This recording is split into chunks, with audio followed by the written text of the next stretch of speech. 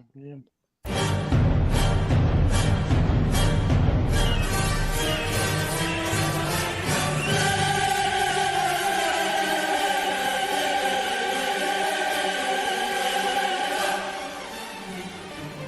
Star.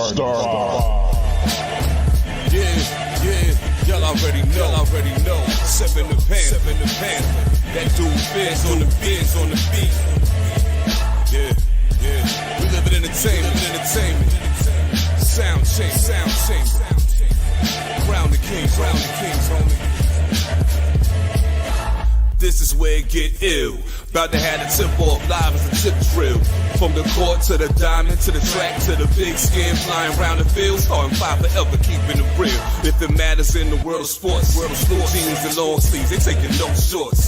Hot to death, oh yes, these are the sports podcasts, live as a pros course. Biz market wave, the starting 5 goes off. No matter who you cheer for, emotions out the window, they analyzing with clear thoughts. They take it way deeper than the force ever. No longer got any use for the 4 letters. The latest news, score stats and the view from the sideline. Ain't no guideline, it's just the truth. Yeah, no need to dig for a pardon line. This always is season if people start 5. We going in on 3, run the baseline, start 5. Get it, we got what you need. If the sports news you see, we don't waste time. We talking cause we live it. We got what you need. We going in on 3, run the baseline, start 5. Get it, we got what you need. And y'all know me, 7 sign, I'm the illest cat spit. I got what you need.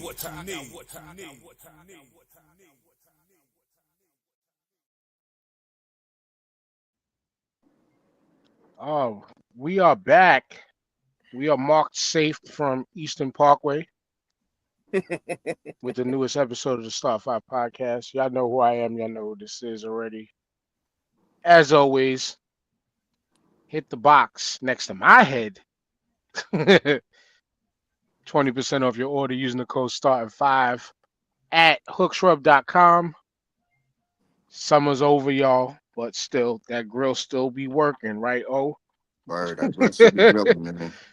Absolutely. And 10% off your order using the code STAR5 at Dubby. We're gonna save the first one for last because he got a long way to go. But what up? He got a lot of shit to tell us about. What up, oh? Yo, fellas, what's going on, man? It's your boy here. Another weekend. You know, first, I'm avoiding the Parkway. You know, yeah, man, my days at the Parkway is over, man. But hope y'all be safe out there. Enjoy yourselves still. Was on the grill yesterday, you know, did my little 1s, 2s on the grill. Of course, you know, I had that Douce flowing. So between that and this pet dander issue I'm dealing with, yeah, I've had better days, man. but yeah, man, I'll pass it off to my boy Lisper. It hurt. TJC, you brought up the pet dander thing. Now you heard it finish. You see how hard it was for him to say pet dander? He was like, it just sounds sus.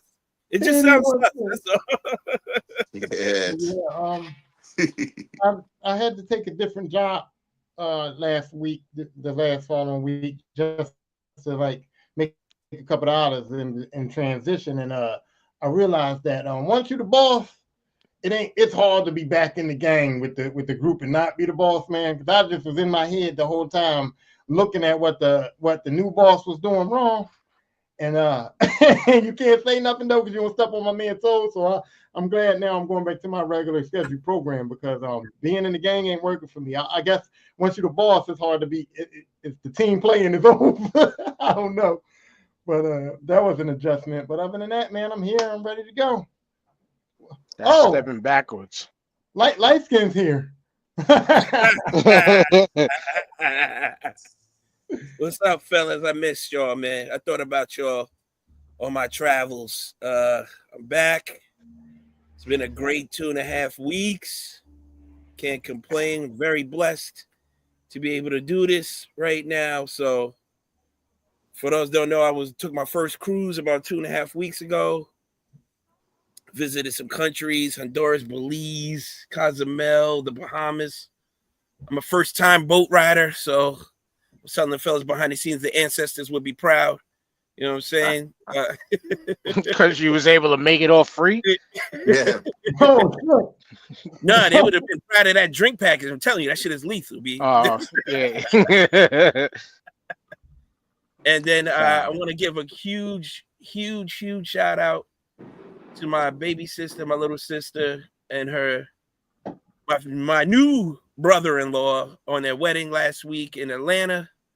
It was a great time to get up with a lot of family I hadn't seen in a while, a lot of family friends.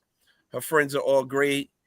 The groom's family is a nice group of people. They're all, nice people. Got to meet his brothers finally in person. So it was a really good time. And now I got technically family in Seattle. So now I got an excuse to get out there.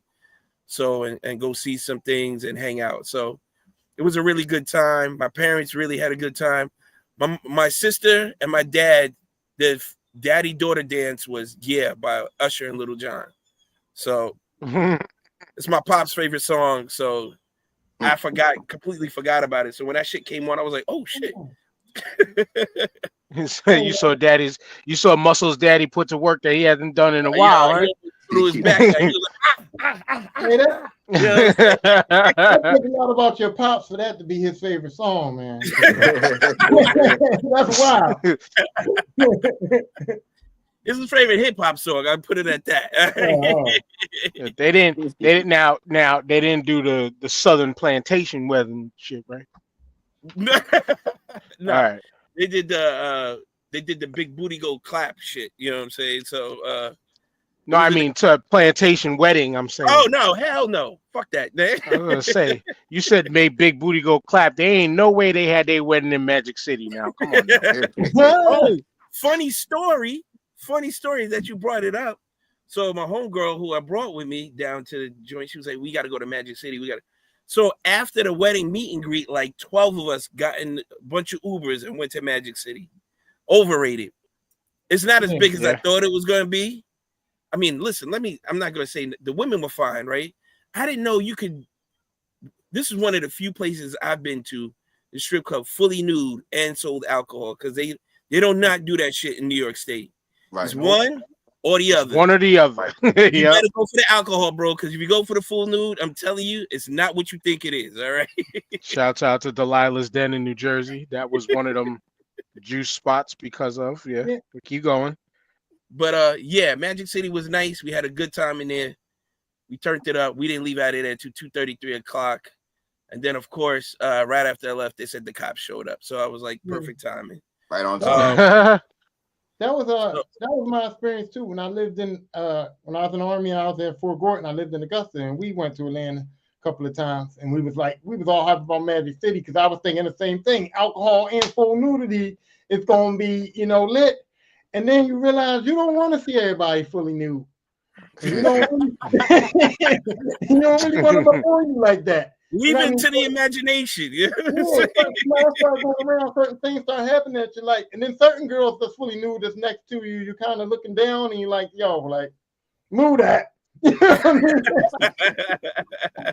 the experience is cool to have, but it ain't like it ain't as spectacular as they make it seem like on TV and shit. I'm sure a lot of surgery.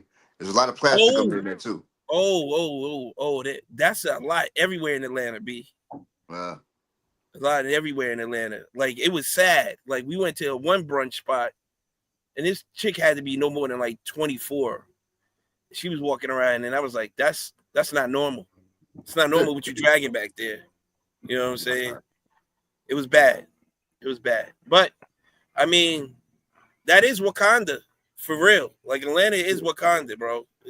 She had the drumstick legs. It wasn't that her legs were fine. It was just the ass. The lollipop. The lollipop chickens. Look like a lollipop. She looked like a deformed chicken leg. You know what I'm saying? One of the wings that the ass is just too much on it. You're like, hey, man. Wow. Just GMO. They cut it off they cut it off the breast a little funky and got the extra meat on top. Yeah. That's the crazy part. You gotta have enough money for the full package surgery. You can't just go get the BBL and don't get them thighs. You got to put Nah, some they involved just go too. for cheeks, nothing else. They just Just give me the think you cheeks, just do- dog. Yeah, you just do the ass cheeks and don't put nothing in your thigh. You need thigh to hold that up. It's a Out balance. here looking crazy. You know what I'm The saying? symmetry is off.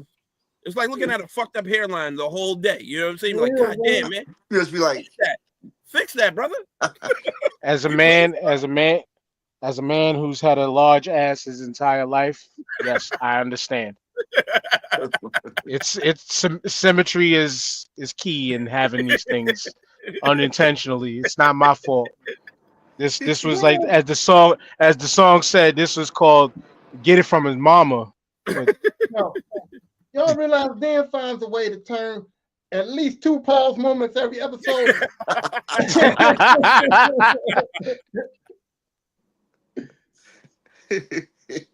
With that being said, it's good to be back. or And I'm happy to be on the show. I'll be around for a few weeks. I'm not traveling for a minute now. Not towards the end towards the end of the year. I gotta recoup some money, man. That shit is expensive, bro.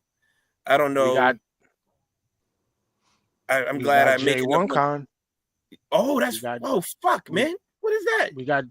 We got J1Con at the end of the month, September 27th to 28th. Oh, okay. At least that gives me some Showboat time. Hotel.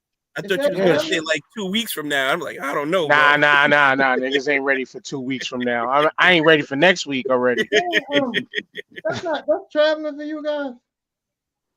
I mean, No. it's away from the house for a day or two. Yeah, you're going for 2 days. Yeah, and I trust me when I tell you, man. Like I need it. I need to get away from I feel you, everything, dude. man. Because We're gonna see son, Atlantic City's finest on the streets. man, listen, I was almost on super crash out mission this past Tuesday. That either almost had me going down with a line of duty injury because my anxiety and my heart was racing, or I was gonna go do something stupid and go make a visit to somebody in their office. Because when grown folk, when adults don't think that they're talking to adults, they forget that they're talking to adults. Let me put it like that.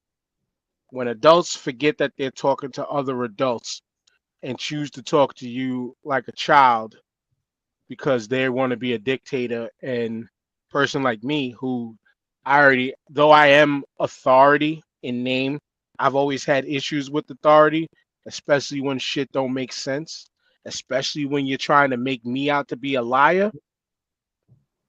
I didn't get as smart as I normally do, but the problem was I held it in for too long, and the job didn't help me out after.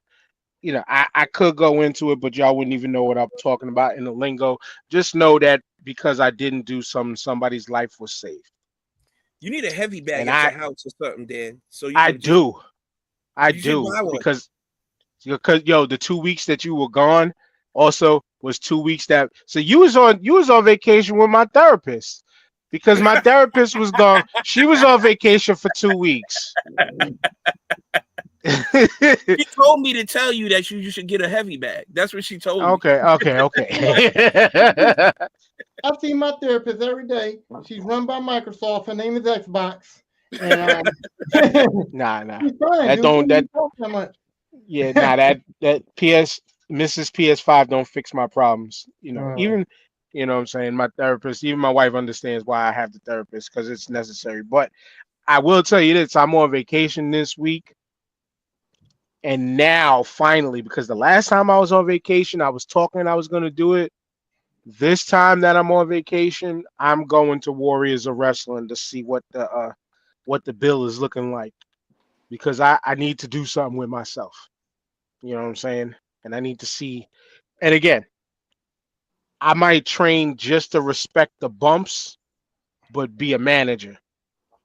Mhm. You know what I'm saying? Like I got to add something different into the life. You know what I'm saying? So I'm definitely doing that while I'm on vacation this week, one of these days. And then these damn kids go back to school, which is going to be interesting. All 3 of my kids is going in separate directions now. One's going to high school. My daughter Zaria has already started college like a week or 2 ago. and Is then she staying Zoe, on the campus? 8th grader. No, she's going to college. She's going to CSI, so Okay. she can take a couple buses to get there. Yeah, she thought about the staying on campus thing, but then when that bill shot up to like, it was like, yeah, nah. Okay. Yeah, but we didn't say no. We convinced her to try to make the decision, the right decision. We Right. didn't tell you, we have never acted like those parents on some you are not doing. You are going to this school. We Yeah. didn't do that. We didn't do that. We allowed her. We put things into perspective for her to make a wise decision. Right. Like on some like, did my wife hope that she would? Yeah, my wife hoped for certain things. Me, I was whatever you want, go ahead and get it, but understand what comes with it. Yeah. Right. Just like you remember, just like the trip that we took to Massachusetts to go see West New England. The bill after the scholarship that they gave, which was damn near, it was half their tuition, but then we would have been out of pocket for a good $22,000+. Trust me, I know, bro. And yeah, and it's how it goes. They want all that money now. Like it ain't no, all the loans and stuff is where the school repayment comes in, but they want that shit and that shit don't come that quick over here. Yeah. Yeah. Trust me. I went through that same shit with my daughter, bro. Not cheap. Yeah, I lied to him a little bit. I tell my daughter, you want Lululemon, but if you get Lululemon, then it's peanut butter and jelly for lunch for the week. So you make that decision. You want peanut butter and jelly, or you want something? Actions have consequences. Yeah, that Lululemon is the difference between a peanut butter and jelly sandwich and some honey turkey. You got to choose wisely. Hey. But because you mentioned you ironically mentioned Lululemon specifically. Like, isn't black folks supposed to be on a Lululemon boycott after like what happened to that woman out here allegedly? Yeah. Yes. But boycotts only work for but so far. Because like I gotta tell you, I know Target. I'm listening to a show this week, and they mad at freaking Rick Ross for going in like one of those mobile accessibility carts with his new girl in a Target, and she's pushing him around. And now like people who are leading the boycott on Target are mad because Rick Ross was in Target shopping. But like I can tell you from firsthand experience, like because of how our money be set up and the way the payment options, Target is one of them places that has the payment options that suits us and helps us in the times of need, that even my wife, like she was trying to hold on, but then it was just some needs came into the house and it was just like, I had to do it, Listen, I understand shop locally, shop black and all that stuff, but like if it ain't near you and it ain't in your area, or there's no right, you could say boycott, but there's no alternative to go someplace else with the boycott. And a lot of people who shop at Target don't have the means to go someplace else. It's not like it's down the block for them either. You know what I'm saying? Mm-hmm. So you just got to go where you can go. It's not like you spending millions of dollars there. You're going in to get essentials. I'd say because like T.I.'s Gucci boycott, that was an easy one. I ain't buying Gucci anyway. Here you go. You about to make my valid point, right? So if the black people say, hey, we're gonna do a Ralph Lauren polo boycott, I lose my entire wardrobe. Right. You know what I'm saying? And then so I can't get down with that. I'm sorry. Nah, man, you gotta take it back to the old school. Get some Bugle Boys and some Latigras, bro. Bugle Boys. Gotta find Carl Kanai. I can't. Get that tiger, man.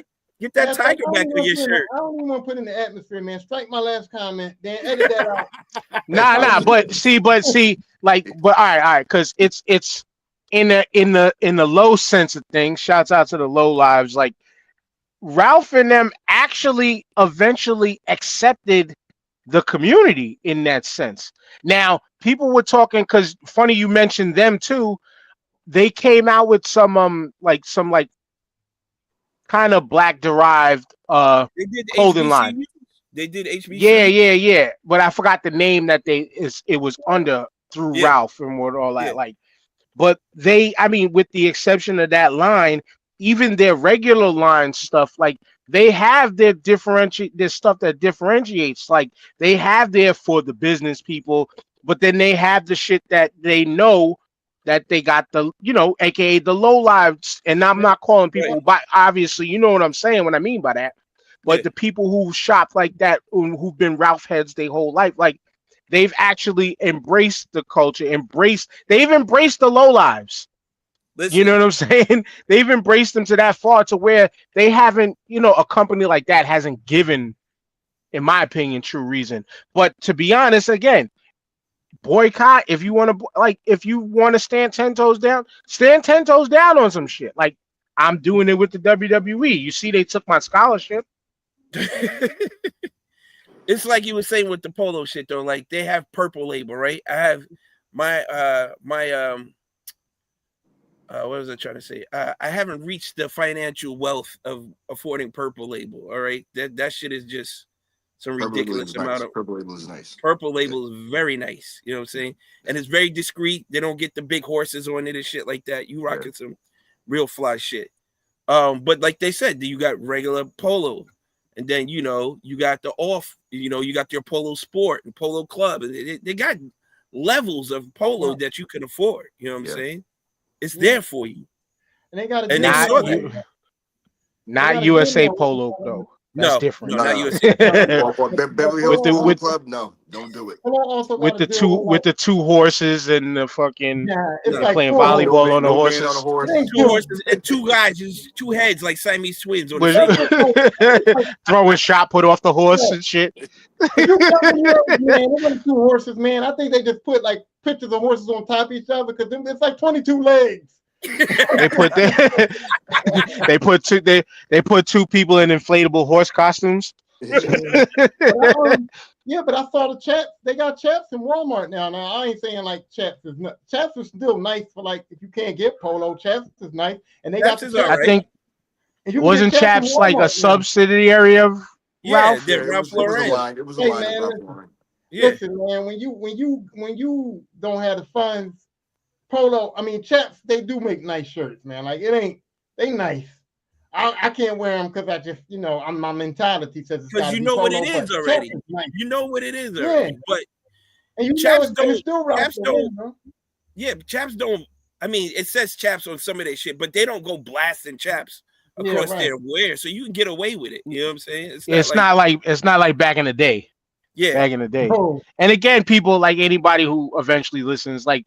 We're definitely in some our era type shit because it used to make a difference. Like I was never really the clothing guy also, to be honest with you. I didn't really have certain shit like that, but there would be once in a while, like, because I would try to be the standout, like I would try to get shit that like nobody else had type shit.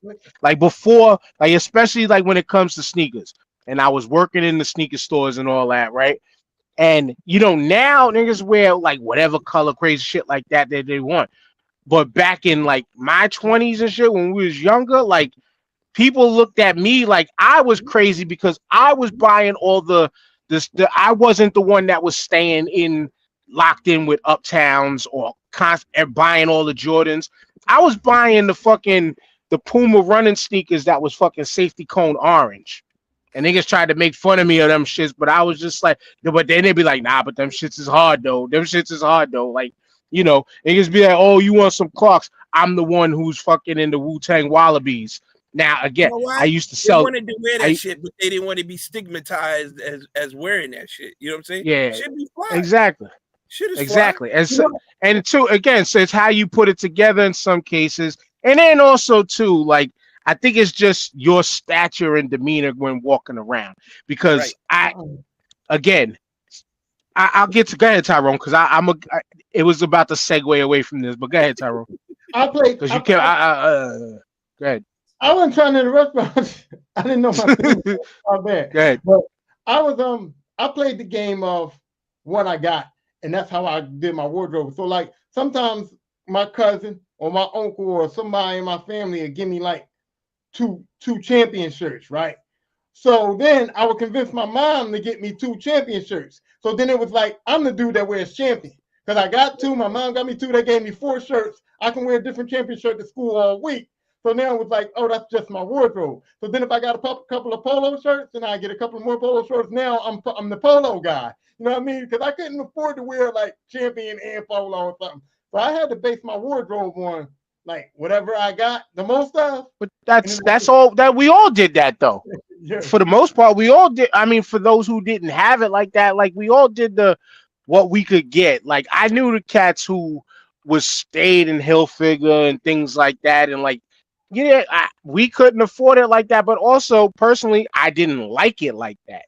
Like, don't give me shit with fucking American flags all over it or fucking some red, white, and blue nonsense and shit like that. Like, nah, like I liked what I liked, but I also wasn't like I was trying to sit back. Like, I don't know if y'all remember shit, but like I was trying to sit back like on some like, yo, how did I really dress in high school? Like, I don't remember anymore. But I do remember, I think freshman year, I did have a fucking black Marvin the Martian t-shirt with fucking, I think, red Mecca jeans, I think. Damn. And I like, when you think about it now, it's like, nigga, you was wilding. But like at the time, like, how did you come off? Like, how did you come off then? Like, you know what I'm saying? But then when you laugh, like I'm in junior high school, y'all were, well, except for Tyrone, we were junior high school, TJ and O, y'all were closer to high school at the time and all that. Cross colors. Yeah. Never. And then when you cross colors in my entire I could not get down with that shit. Yo, and either cross colors or canais, man. Nope. And I had to call canais. I remember we had the Chinatown special call canais, $33 a pair. That shit came out and Vernon had that shit on, bro, immediately. And I was like, no.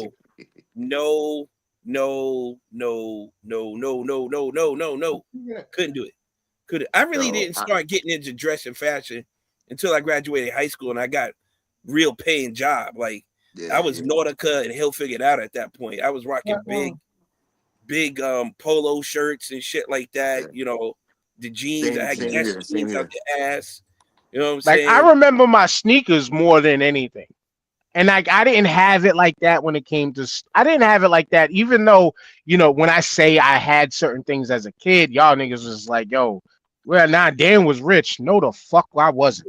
I grew up in a one income household. You know what I'm saying? But I felt fortunate to be able to get certain things. I felt fortunate when my grandmother would, she'd get us a pair of sneakers. Like, you know, like I remember, what was it? I definitely had a pair of LA Gears with that lit up, but I had the joints that had the light clip, the joints that you could take the chip thing out in the back that had the red light. I had them shits. Boy, I'll have to out here sharing, boy. I definitely had a pair of Ewings. I remember the Grant Hill 2s, the one with the patent leather that goes around the border. Yeah, I had those. Yo, I forgot the name of the Nike, the style of Nike, but y'all remember the Nike sneaker that had the color changing straps? That it was like a solid base color shoe. It was either white or black, but it had like a Velcro strap that went through the midsole and went through the arch area. Oh, And they had the different color. Some shit like that. They might have been Forces, but they weren't clear, but they definitely had different color. Like you Forces went if you wanted to change, the Air Forces were different color shoes. Yeah, the joints that I'm talking about was like a cross trainer, and if you want the middle, like Bo Jackson joints. Nah, these were. I wish I could fucking do the. I want to do the screen share on my phone. Maybe I could get the computer working right, and I'll pull it up. But they had to change the color of the shoe. Was you changed the whole strap, like it came off at the shoe. Like I had those. I think I had the first pennies.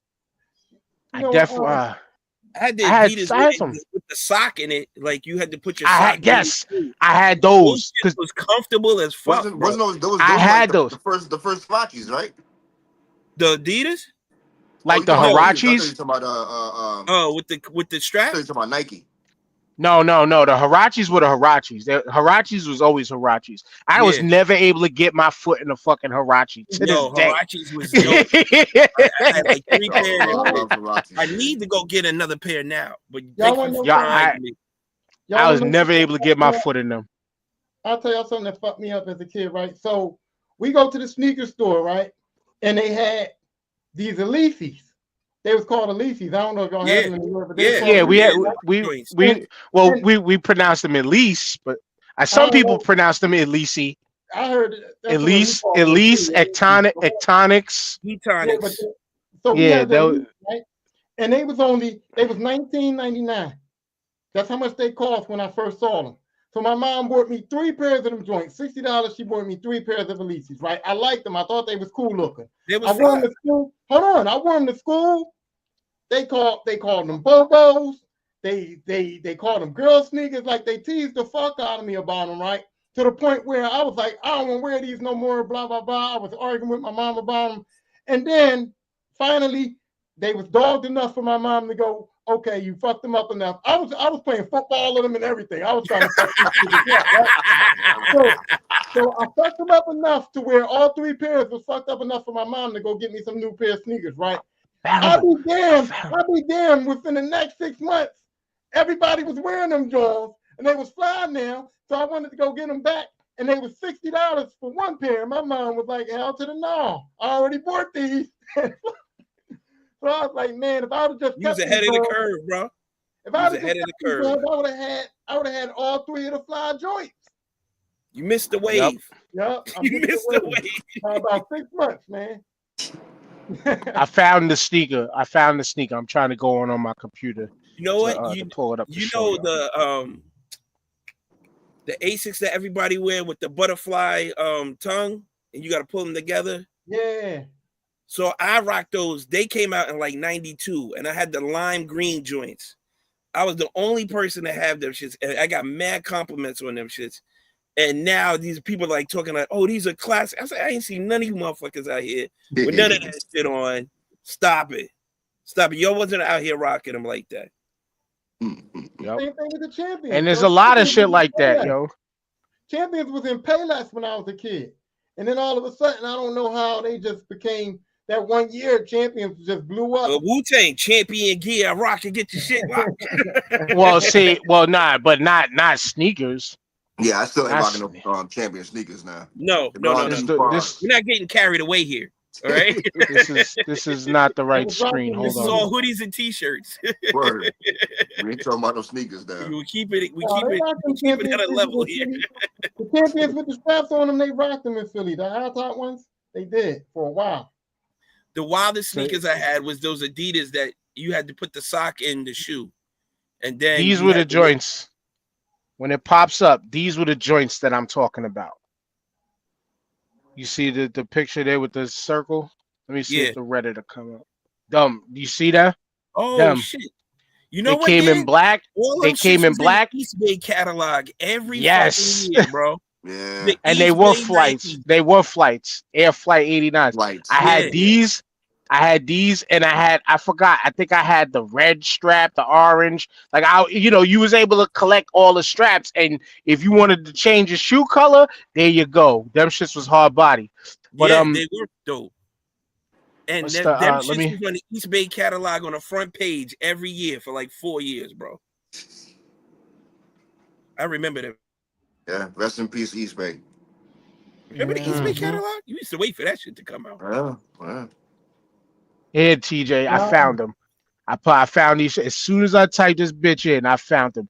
I fucking those Adidas that you just met. I fucking love these shoes too. I had these, and then it was easy. You just go buy the changeable sock inside. Yeah, those shits was fire. B. I had the brown with the teal sock. Yep, my shits was brown with the teal sock. Those shits was dope. Not those socks. But these not the actual socks, but these two joints right here. I think I had the white. I think I had them in white. I had the brown joints with that same color sock. Them shits. You see them shits? Them shits. Them shits was hard. Yeah.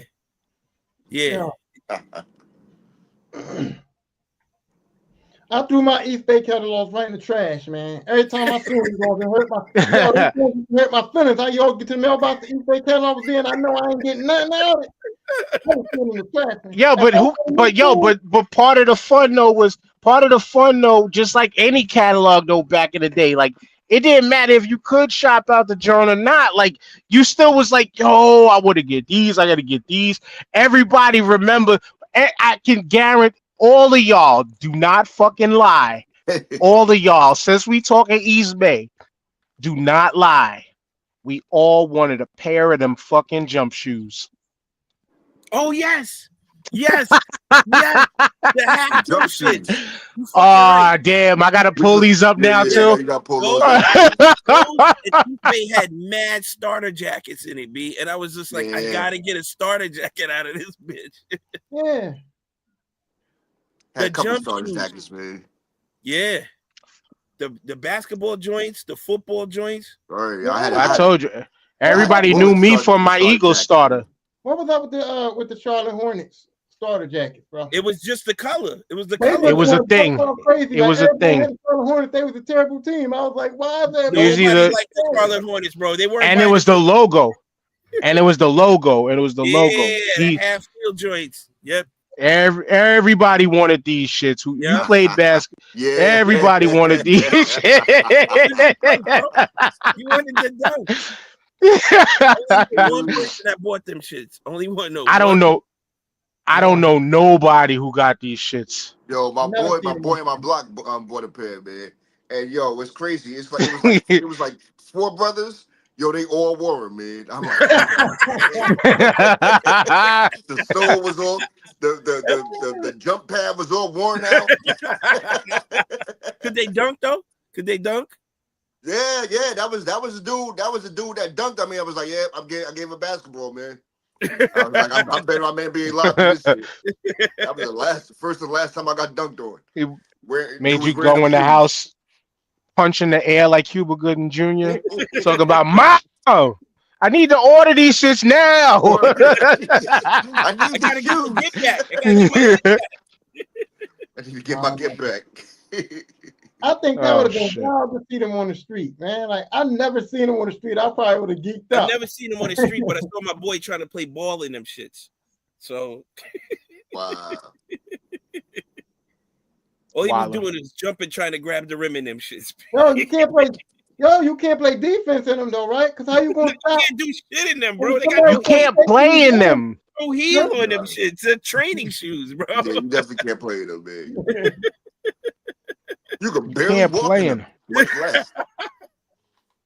These just fucking extended calf raises. You're walking around with calf shoes on. Bro. High heel training for those who are transitioning. Oh shit! Back then, that was a good one, sir. No, you was just a dunk contest, boy. I just do dunk contest. That's it. That's it. That's it. That's it. That's the secret to all these freestyle dunkers. Little do they know, their parents was East Bay catalog representatives. they brought home all the shoes that was never bought, and here we go today. we got dunkers because of these damn shoes. That 5'9" white boy that's dunking. Stood behind him dunking, man. But hey, like I always said, I remember in this.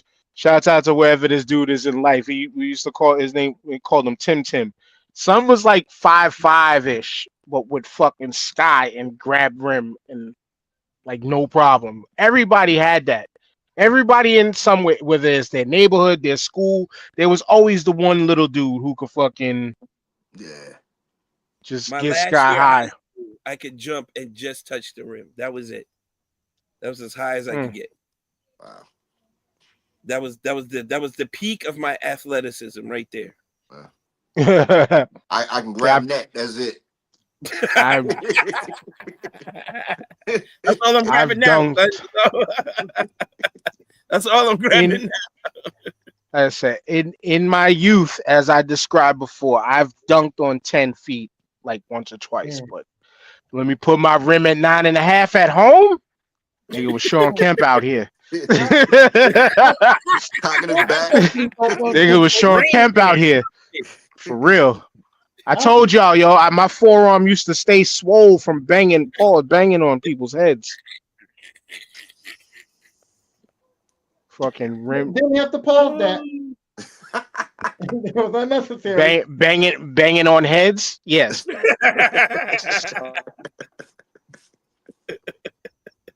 We were talking about Duncan. We knew what banging on heads meant. It wasn't a pause situation, you know. It was never a pause. There was no pause situations ever. I don't know why this shit took off so crazy. Why are you thinking about that shit? Are you gay? That's Dan what loved him. Dan, he loved him. He loved him. Why are you thinking about that? Pause. What's wrong with you? It's not me. You said it. You're on mute.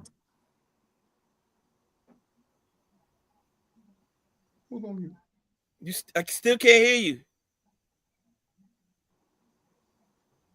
Napoleonic complex who wanted to fight everyone like he was Heathcliff. Yo, the only thing that was worried me about the dude from our hood, the short dude that could dunk, was I didn't want that motherfucker to kick me. Because my man Cavs looked like some kind of like Popeye shit. Like, yo, as long as this dude don't kick me, we cool. Bro, I put the warning out there earlier. I say if you dunk on me, you try to dunk on me, you get low bridge, and it'll just be a problem. I'm letting you know that early, bro. You ain't doing that shit on me. I'm sorry. I will attack you, your whole midsection. Bang! You know, they used to cause mad fights on the course in our hood when you hand the other guy the ball to check it out. You know what I mean? That used to be crazy. Like if you score, and then you know how they got to check ball, and the one dude's already out there waiting for it, but you hand it to the ball, you score it on. You check it. Yo, they used to be heated about that, boy. Throw that ball right upside your head.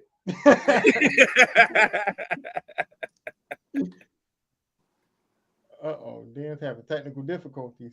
Yeah. We can't hear you, boss. Turn your headphone up. Your left ear. Now you're right. No, you're right. We still can't hear you.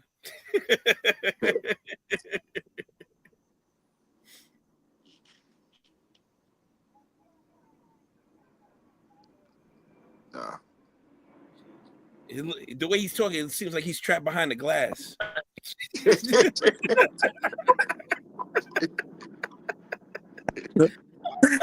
I want to hear you, bro, but I can't hear you. Can you hear me now? Yeah. Okay. Now let's put it back. No, it went away. Can you hear me now? Yeah. All right. Cause we talking. My bad. Cause I was trying to get into. We was talking low bridging, kicking in the head. Did y'all see the Roger Jackson incident that happened in the wrestling ring at this wrestling promotion? I forgot the name of the promotion. What happened? Actually, Tyrone, I know you've seen it, right? Yes, sir. All right. So Roger Jackson, Rampage Jackson's son, oldest son at that. He was at an independent wrestling show. I believe it was in LA, it was in California. And I'm not gonna give y'all the story in the way that the world's seen it, because the way the world seen it was they saw him jump in the ring, lift this wrestler up named Psycho Stu, slam him, and then proceed to punch this dude in the head about 22 times they counted. Was that supposed to happen or no? Here's how and why it was supposed to happen. So backstage or whatever, they were talking, and the wrestlers getting together, yucking it up, yada yada yada. And then the video is out there of Raj and this guy face to face. And then this guy Psycho Stu, proceeds to turn around, take a beer can. Now people are saying it was a quote unquote work can, aka is not a real beer can, and proceed to try to crack it over Raj's head. and then Raj was stood there and ate it like nothing happened. But then there was, they separation. The guy gave, in my opinion, a half-hearted apology, yada yada. The guy who was one of the main bookers of the promotion and then said, yo, let's turn this into an angle for tonight. And Raj, later tonight, you're going to run into the ring and you're going to get your receipt. A receipt, for those who don't know in wrestling terms, is to get your get back. It usually happens when, say, Tyrone, you'll remember this one exactly. All right. Brock Lesnar versus Braun Strowman. Braun was going a little too live with the kicks, right? A little too live with the kicks. Brock Lesnar eventually no-sold some of them kicks because he realized, he was going too stiff. Got up and fucking rocked his shit twice and put Braun Strowman down to his knees. That was the receipt. Right. It was the Chill check fuck him, out. slow. Exactly. It was the chill out, slow the fuck down.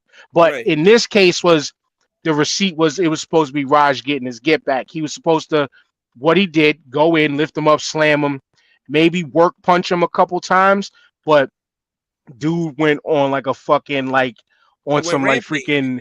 He went rampage. He went rampage. Yes, thank you. He went rampage. I was gonna say he went One Punch Man like Genos and but no, he went daddy. He went his daddy. Pause. He went his daddy and went rampage. 22 sometimes. The wrestlers in the ring tried to push him, did a shit job of trying to break it up. Everybody did a shit job of trying to break it up, and so it caused for this guy Psycho Stu to be hospitalized.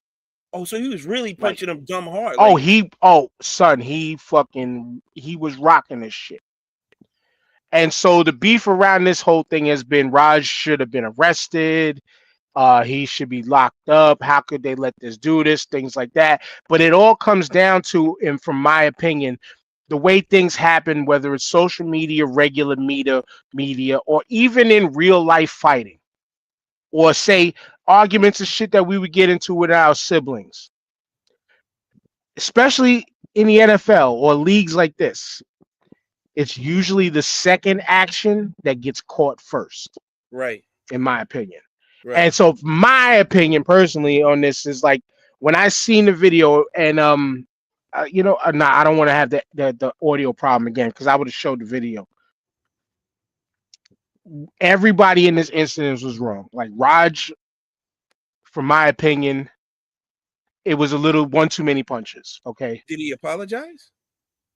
Yeah, allegedly he apologized after. People tried to say it was half-hearted or whatever, but it was just as half-hearted as Psycho Stu's shit. Okay. People were saying that he was being I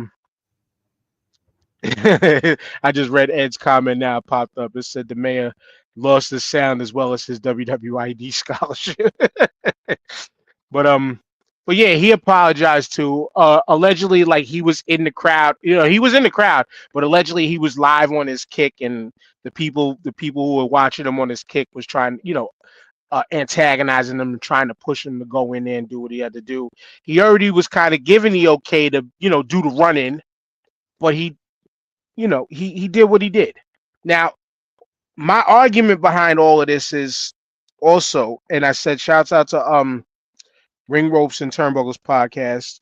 I was on their show this week, and I gave up some of my sauce in, as I've said on this show all the time, and y'all know we've had these conversations and we discussed moments of retaliation. Who are we to say what is too far for somebody? You know what I'm saying? Like, you know how I always say that shit, right? Like, you step on my shoes, I come back and pew you. Which is shit that used to happen in the 80s, right? Like shit like that used to happen in the 80s. You know what I'm saying? You slap me, I come back with a baseball bat. Who are you to dictate what my emotional reaction is? So who are you to dictate what my emotional reaction is after the fact? But do I agree that there was a level of too far in this situation? I do. But I also more or less hold accountable. If Psycho Stu never did what he did backstage, this wouldn't have happened. If the wrestlers in the ring stopped it faster, it wouldn't have got to 20 plus punches. But go ahead, Tyrone, because you're disagreeing with me. I see it in the shake of your head.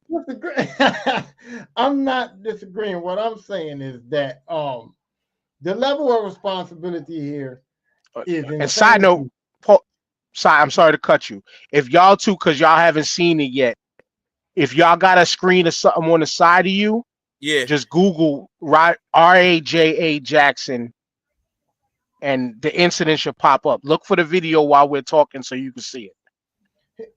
My thing is, okay, so you have to, in that situation, because it was a controlled environment, it was a controlled situation. This wasn't an instance where it was like, oh, he got something done to him and then he immediately reacted, and that was his reaction to it.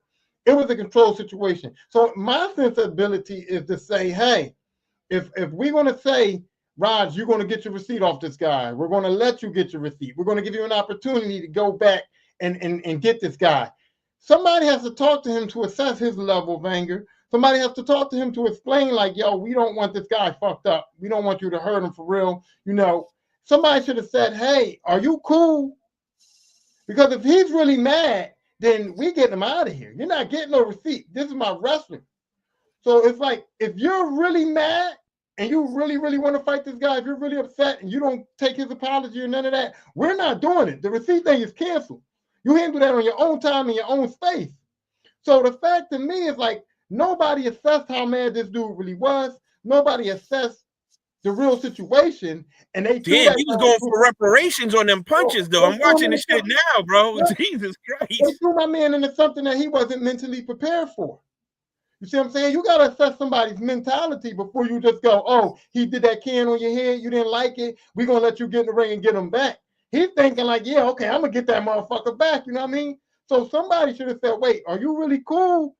Or are you really mad? You know, somebody should have assessed his level of anger, because that was excessive to me. Hold on. This dude, Psycho Stu, is like twice the size of Raja Jackson, too, bro. This is not a small man. But Roger's a trained fighter. Yeah, I know, because of his pops. Yeah. But I didn't know he was just wailing on him like that, though. He was like lefts and rights. But here's what I want to ask.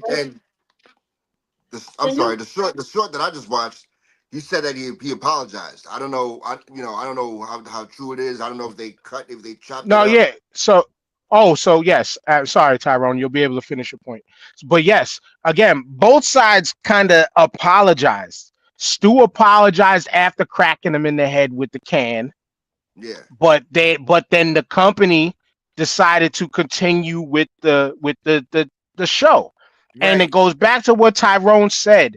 They should have really checked his temperature and put shit on hold. Tyrone, go ahead. Yeah. But where I want to put a lot of responsibility on Rogers, that like, I don't know what kind of etiquette he has. I don't know what kind of street etiquette he has. But for me, if somebody does something to me to the point where I want to fight that guy, and I fight him and he's down and he's out, you know what I mean? It's going to take a couple of punches for me to be like, you cool? You got it? You know what I'm saying? This man was unconscious. So for him to lay 22 of them in him, that was ridiculous to me. I don't care how mad you are. I don't care what the receipt is. If somebody's unconscious, bro, you kind of got to have a kind of mindset to go, okay, I'm not going to pummel this man to death. You know what I mean?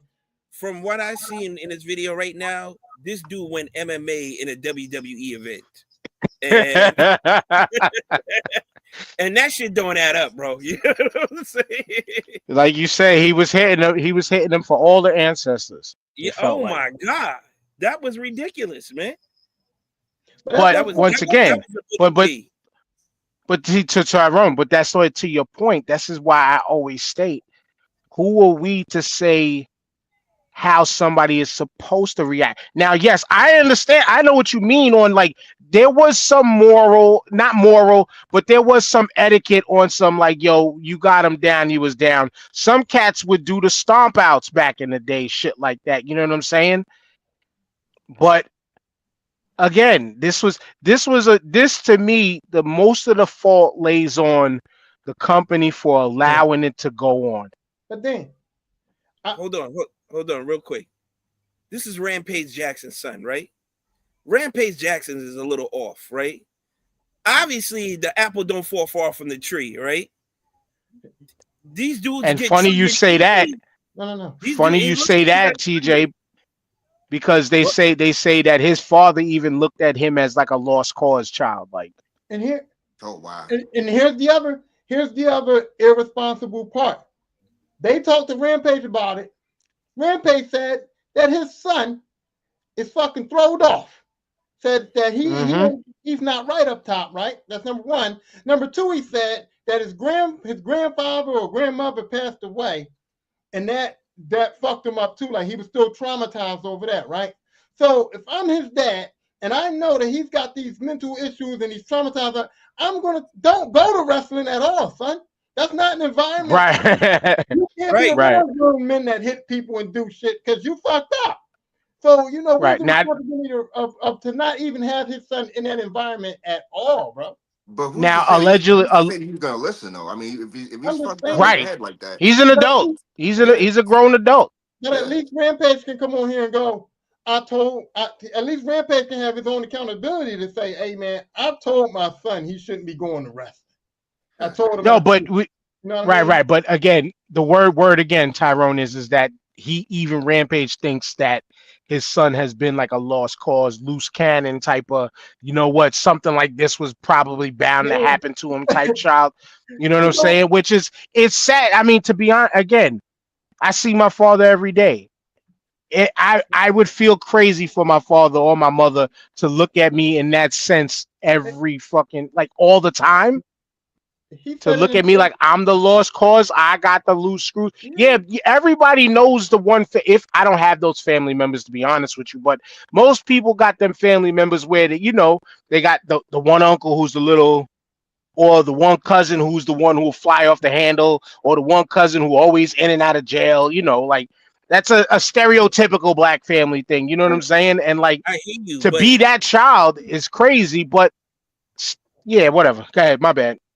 I hear you, but Rampage as a father, right? If he was taking care of his son and being in his life, should this ever have happened at all? I mean, you know what I'm saying? TJ, this was my point. I really am upset with Rampage as a father because the way Dan's saying it is sugarcoating how he said it. This man said that throughout his career, he was putting aside money for college funds for his children, and the money that he put aside for Raj was for bail money. That's how he said it. I put college money aside for my other so he knew this from a long time. He knew this from a long time. Yes. Come on, man. You gotta step in and do better than that. Thank you for adding them quotes like that, because I forgot the quotes and shit. But yes, well, that changes the dynamic of the whole situation. It goes back to what I was saying before. Motherfuckers off.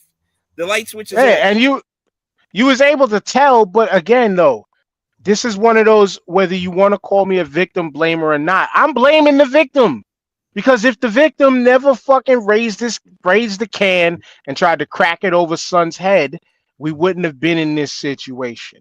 Then because allegedly too, Raj said always like made tweets and shit or whatever, I always wanted to fight a professional wrestler. Like, so now if he never got cracked over the head, but then did what he did, then yeah, put his ass in jail. But because he got cracked over the head and you allowed him to do this in the ring, no, the emphasis goes on you, the company owner, for doing this shit. I'm blaming the victim too. And I'm going even worse than Dan, because in the hood, you always know you guard your grill at all times. You did something to a fighting ass motherfucker. Right. And you didn't expect it to happen to you. And even though it's wrestling and you know he was coming to get his receipt, y'all didn't plan it, y'all didn't talk about it, y'all didn't train it out. That's what I'm saying. This part wasn't scripted. So when he got in the ring, you gotta treat him like a regular aggressive person. So for the victim to not be ready, or at least as a wrestler to know, okay, he's gonna toss me, I gotta make sure I turn, I gotta make sure I protect myself from this dude, and y'all didn't rehearse nothing. Nah, bro, you gotta be prepared for that. You hit a fight, motherfucker. You didn't rehearse what he was gonna do to you. So when he got in that ring and you twice his size, You supposed to be ready. Listen, I don't know how you call a You know, 6'4" dude 280 a victim. You know what I'm saying? Like, also, Right. right. Also, that too dude ain't now. no victim, bro. Also, too now. If he's coming in to get a receipt or whatever, and the first couple of after the first couple of strikes, right? The other wrestlers should have seen like, okay, no, wait a minute, this dude, he's not working now. He's really He's hitting working. this dude. He's working him. You know. For sure. Oh, he's working them, all right. Yeah. He punched the clock and everything. But so, you know what I'm saying? so hold on real quick. So did y'all see that much of the video where the wrestlers Yes. then it looked like they leisurely took their time in breaking it up? Yeah, one guy tried to push him off, No, and then say something. I don't know who else grabbed him from behind and really saw like he knocked his man out. You know what I'm saying? And then they all jumped in after the one dude, and they just gang tackled him into Let me tell you because he was something. fighting everybody at that point. Let me tell you something. A lot of these wrestlers' muscles is so they could be wrestlers. You understand what I'm saying? They Show that. muscles, show They muscles. saw my man giving my boy the business. They ain't want no parts of that. They didn't want no parts of that. Yeah. They not fighters for real. They show wrestlers. They rehearse their shit. Now they got And Tyrone and C. No, bro. And you said No, you said the show muscles. they You was said the shit. show muscles thing. It brought me back to my man Anthony. Shouts out to you, Anthony. I remember Easy Pass. We put, we would try to let's get a football game together. So we get a football game at Clove Lakes. You see somebody running right at this dude, and now he was a bodybuilder, like he was get shredded competition bodybuilder. And this dude fucking balled up and moved out the way from not hitting somebody. I was just like, yo, like, what good are those muscles? He said, dude, these are show muscles. These ain't getting hit muscle. But bring it back to this. It's show muscles, right? Until some regular dude gets in there and says wrestling's fake, and then them show muscles be really real to the dude who Or, thinks wrestling yeah. is fake, right? Them motherfuckers was in that ring having a meeting on who was gonna get fucked up. Like you gonna get them, Right. Word. Right. Catch some strays. They hit him. They hit him with the Debo to red. Like, you want some of this, old man? No.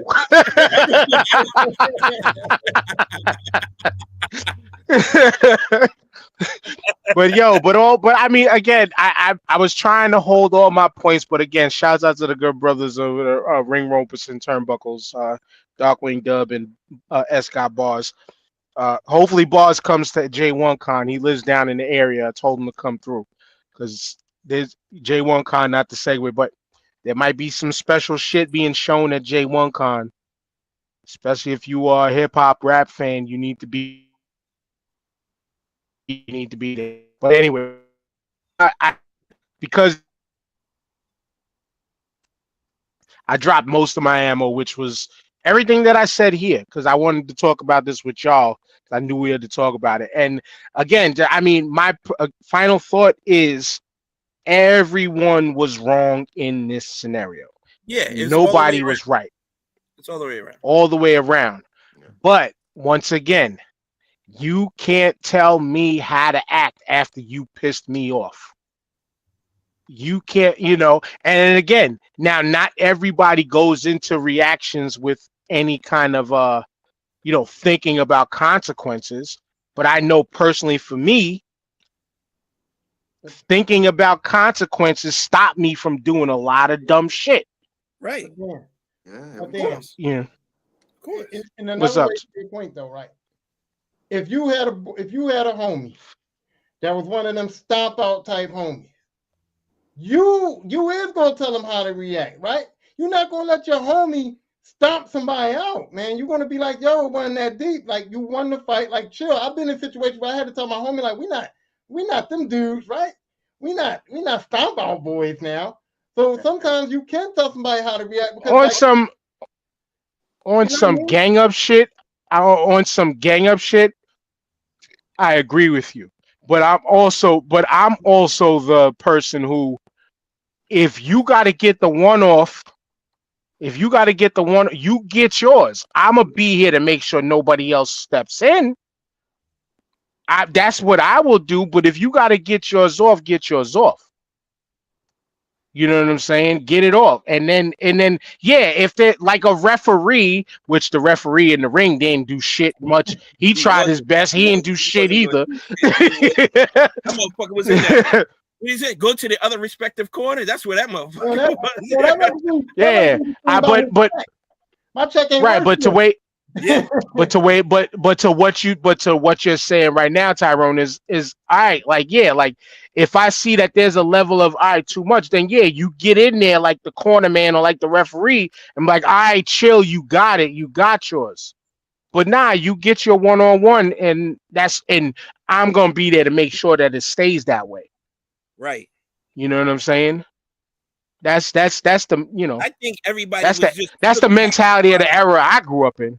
I think everybody was just in shock of what was happening, and they couldn't, you know what I'm saying? They couldn't believe what was happening. And then when it finally clicked to say, "Oh shit, we gotta stop," it was past the point. You know what I'm saying? It was just it was way too late. Yeah, it was way too late. So, and that's what happens sometimes. You know, you're like, "Oh shit," you just unless you're doing that all the time and you're in those situations all the time, you're not gonna react quick like that. You know what I'm saying?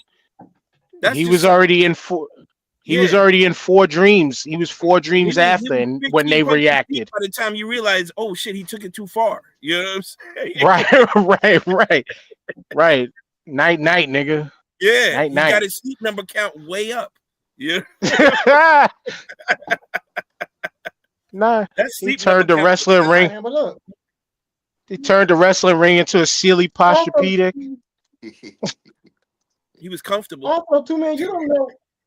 I don't know people's relationships with other people. Like, if I'm working with a dude that's been an asshole the whole time, and then he's getting his comeuppance, I might be a little hesitant. You gonna let it happen? You're gonna walk over there. All right, he's got enough. And then he's gonna say, "Hey, man, that's too much. That's too much. That's too much. That's too much." And then you tell him later, like, "Yo, I tried to stop him." Meanwhile, you know in your head, "Nigga, you deserve this one." I put my hand out. Tyrone. Tyrone, and you both know this. You guys wasn't in the military. You knew a guy who's an asshole in the platoon, and something was happening, and they had to get their receipts. You know what I'm saying? Y'all let that shit happen, bro. Of course. Yeah. That shit happened in the military every day. Yeah, they pull your blankets down and soap your ass. I've been through Hey, yo. Hey, yo. That was the AO. That was the AO. Tyrone was in there lathering him up and shit. Tyrone was like, right? Yeah, nigga, yeah. Nigga say you missed the spot, son. You missed the spot. No, we don't. That's why it's AO. No. What they would do is they would go on both sides of the bed. And even worse. Keep going. Hold the blanket down. Fill up socks with soap, and beat your ass with it. Yeah, that's homie sock. Homie socks. Yeah, that was the blanket party. He used to call that shit. I seen that shit. That's the worst kind of torture I've seen in my life. I was like, Jesus Christ. But you let him get it. Well, you made. Because you next. Nah. Well, next time, don't. I said next time, don't lay that out in such an AO. Because it's called context. It's called context, Lisper. Yes. Start with the description of you put the soap in the sock. Then it's like, all right, now I understand. Yeah, homie the clown don't play around. Yo, Lisper, don't lie, man. Yo, if somebody was to walk by and you was to hear, hey man, they pulled the blanket down and soaked his ass. What was Excuse me, sir.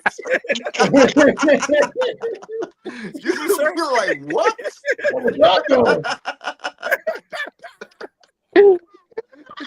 What are y'all talking about over here? And I was glad he turned around looking right in the eyes and go, yeah, that's your United States Army. That's what we were doing. That was most of our training. I don't know if it's sweat or tears, but yo, nigga, that's the clip That's going up on TikTok as soon as we done. Oh shit. Excuse me, sir. You said what? I ain't said it. Word. What kind of reindeer games y'all playing, man? I put my phone out. You This wanna was see a it? group event? I'll be like, "You wanna see it?" Right? And How many there's people more were than one man, right? Right? Oh, This is in the men's barracks? Like you sure? initiation. Yeah. Was anybody protected? Oh my goodness, shit. This how you get There your were no veteran women status. around? None? This is how you get your veteran status right here, dog. Mm, That's crazy. Hmm. That was funny. wow. It's OG Scrub Daddy, first platoon. OG Lufa. That's what they call him. Right? God damn. Lufa. Please come to the front, please. It says soap on a rope champion of '88. Oh shit. Lance Damn, Corporal where else? Lufa. Word up. Ah, shit. Where the fuck are we supposed to go now after this? Oh, let's talk about the state of Oh, Texas, Now sir. you I know we was gonna talk about flexing enough, right? Yeah, but Oh, we hold getting on. there. We Look at that. What's going on in the state of Texas with pro sports? What's going on, bro? oh First it yeah, was Luka, because now it's Micah. Why? and funny enough, Oh, both at the same age when they were traded or whatever, But allegedly. Dallas didn't even get an Anthony Davis in return. Nope. but They no, got wasn't dude a two-time Pro Bowler? I mean, He's that I don't mean three-time pro. that. Oh, Yeah, dude had 9 sacks or 35 sacks in 9 seasons. If you do the math, that's not a lot. yeah. he's been around that long? That's what I read. I don't know if it was something I weird. don't Like think he's been around 9 seasons. 35 sacks in 6 seasons. It's still 5 sacks a season or some shit like that. No, That ain't Micah, horrible. yeah. No. Micah's not really a sack master though. No, He's the a guy game. they He's a Michael for No, the got guy they those got. numbers. oh well. Here's the thing: they got somebody for him plus 2 first-round picks eventually. Yeah, but So it's Green here's Bay. They're not gonna. Those picks ain't gonna mean shit. exactly. Those picks ain't gonna mean shit, Yeah. bro. They are going to be what it can lead up to for Dallas is it can lead up to trade bait and trade values for Package future. votes. Yeah. But for face value shit, Green Bay's at least rush got better. Again, Micah to me is not really like a sack master type of guy, but he's a hell of a game disruptor He's a disruptor. because of his speed. And he got paid. What he get paid? It's a 4-year, 188 million or something like that. 136 guaranteed. There you go. He got the payday he was looking for because Jerry didn't want to pay him. Now, here's the problem in all of this shit. People are trying to compare this is Jerry and the Herschel Walker trade again. And I got to say, this ain't it. This ain't it. Because defensive ends last long.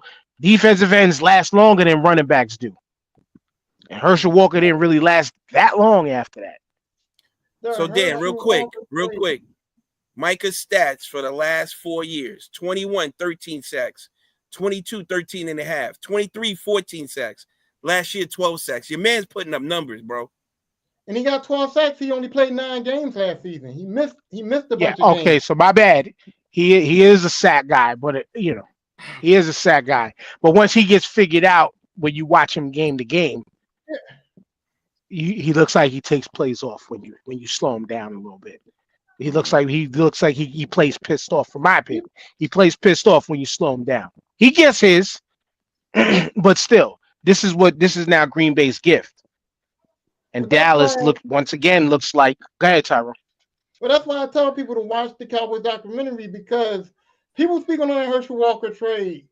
I didn't even know this until you watch that documentary where you realize that Herschel Walker trade was a complete scam. It was a complete scam. They completely scammed the Vikings because they figured out he put that little thing in the contract where if I don't use any of these guys, I get draft picks for them. And that was his whole plan in the first place. So this ain't that. This ain't nowhere near that. You know what I'm saying? So people that's comparing that, they don't know the ramifications of what he did in that Herschel Walker Right. trade. Because Russell Wilson people got who them, Troy Aikman and Michael Irvin and all these other draft picks. That's how Dallas got their run in the 90s for the Super Bowl, is because of the Herschel Right. Walker trade. Yeah. and Well, I think people it was making Emmett that Smith. I don't think it was Michael Irvin, but yeah. No, it Well, wasn't my people making that comparison, it wasn't detailed. It was just the face value of it all. Mm. That's all. That's where the comparison is coming. Yeah, it don't fit at all. But how do you trade the face of, like, I mean, you can say Dak is, but I mean, really, the team runs around Micah Parsons, bro. No, it's this simple. It's simple. Micah Parsons does not make the Cowboys better. Michael Parsons has been putting up the numbers, and Dallas still does not win. So in Jerry's mind, this dude is not a difference maker as far as like winning a Super Bowl for us. This dude doesn't move the needle for us enough for us to be a winning team anyway. And no. But when you put a statement like that together, though, Tyrone, then shouldn't Jerry Jones put the fucking mirror up on himself and then say, "Hey, what am I doing in picking the rest of this team wrong?" He should, but it's Jerry Jones. Jerry Jones ain't put a man. Yeah, it's just, and I enjoy the misery. Listen, I do. It's their year this year too. Listen, Michael Parsons can't throw the ball and score touchdowns. He can only keep his team in the game the best he possibly can. He's on the defensive side of the ball. 12 sacks is a big, averaging 12 sacks a season is doing your job. He did his job exceptionally well. That's not Jerry's point. Jerry's point is with or without, we can win without this dude, and we haven't won with him. And this dude is not going to get this money. I told this guy I'm not paying him, and I'm not paying him. So now you keep Michael, right? You keep him. He's disgruntled. You got him for another year. You're going to have to redo the contracts anyway. He's not signing with Dallas again. He's not signing with him. So, but then go get your best offer. That wasn't the best offer, bro. No, the best thing for him to do is trade that dude. If you're at a standstill with this guy and you're not going to pay him the money, you got to trade him. So, bro, I'm not mad at trading him. Here's a perspective though. Jerry did him a favor by sending him to a contender, but your statement of they can't win with fucking Dak. He paid the fuck out of Dak, but they can't win with Dak either. They can't win with Dak either. But if you're gonna make a trade like that, trade for like a Jamar Chase, trade for like a T. Higgins, trade for like a Derrick Henry, somebody who's going to actually impact the offense, bro. The way they could have had Derrick Henry walk to them, but they didn't. They didn't. Oh, fuck the Cowboys. I love their misery. You're not getting. What do you think? You're not going to get that high caliber of a trade from Michael Parsons. You're not getting. Cincinnati ain't doing that. You put Michael Parsons on the Ravens? Are you kidding me, dogs? What the Ravens going to give him? Right. Derrick Henry. They was not going to do that, bro. You're not getting Derrick younger kids behind Derrick Henry. Derrick Henry's 31. They would have just tossed him in for free. They're not getting Derrick Henry for Michael Parsons, bro. They love him. And they thought he was one of the big difference makers on that team as far as like getting them to the Super Bowl. So no, you wasn't getting that offer, brother. You're not. Derrick Henry had a huge resurgence last year. You know, but you know, defensive end though. I mean, at the very least, you know, people are going to come to the games to watch Michael Parsons play. So that's why I thought at the end of the day. Listen, in Dallas, that 11 jerseys are everywhere, bro. In Dallas, that jerseys everywhere. Yeah. Not anymore. Them shits has been cooked in the fire. And the other thing is also fucked up. That FEMA can't stop. That I keep telling people. Here's the fucked up thing about Dallas and Jerry Jones is Jerry Jones don't lose no bottom line by getting rid of Michael Parsons. Y'all saying Michael Parsons bring people to the game? They come to the Cowboys game. Cowboys ain't won a Super Bowl in '95 and they still worth $9.5 billion. They're the highest worth team in the NFL and they don't win shit. So Jerry ain't worried about losing no dollar bills, my man. He's not worried about if Michael Parsons putting asses in the seats, bro. He don't need him to. Well, it goes to this too. Jerry Jones doesn't respect the player. No. He's bigger than the player. He's bigger than everything. 100%. So when you tell Jerry, I want to get paid, Jerry is like giving you the middle finger. I'll just do WWE. Insert WWE dig. This is Vince McMahon WWE shit. You are never going to be bigger than me. You're never going to be bigger than me. But here's what Jerry Jones is standing on. And if he wants to stand on it as the owner, this is what he wants to stand on. He's standing on the fact that he said that he talked to Michael Parsons himself. They had a one-on-one conversation. Now, mind you, in the NFL, you don't talk to a 25-year-old kid about money. That's an agent thing. But Jerry Jones said he talked to Michael Parsons himself personally, and he told Michael, listen, this is what I'm willing to pay you. He said Michael told him he was cool with it. They shook on it, and Jerry thought that was the deal. So Jerry felt disrespected that Micah came back with his agent and asked for more money. So he's standing on the principle of, we had a deal, and you went back on that deal, and now fuck you. And that's what Jerry's trying to say he's standing on, bro. And he could stand 10 toes down on that.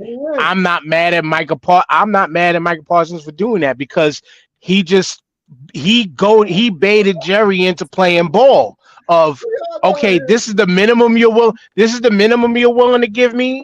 Now I know to go shoot a little higher. No, we all know what happened, bro.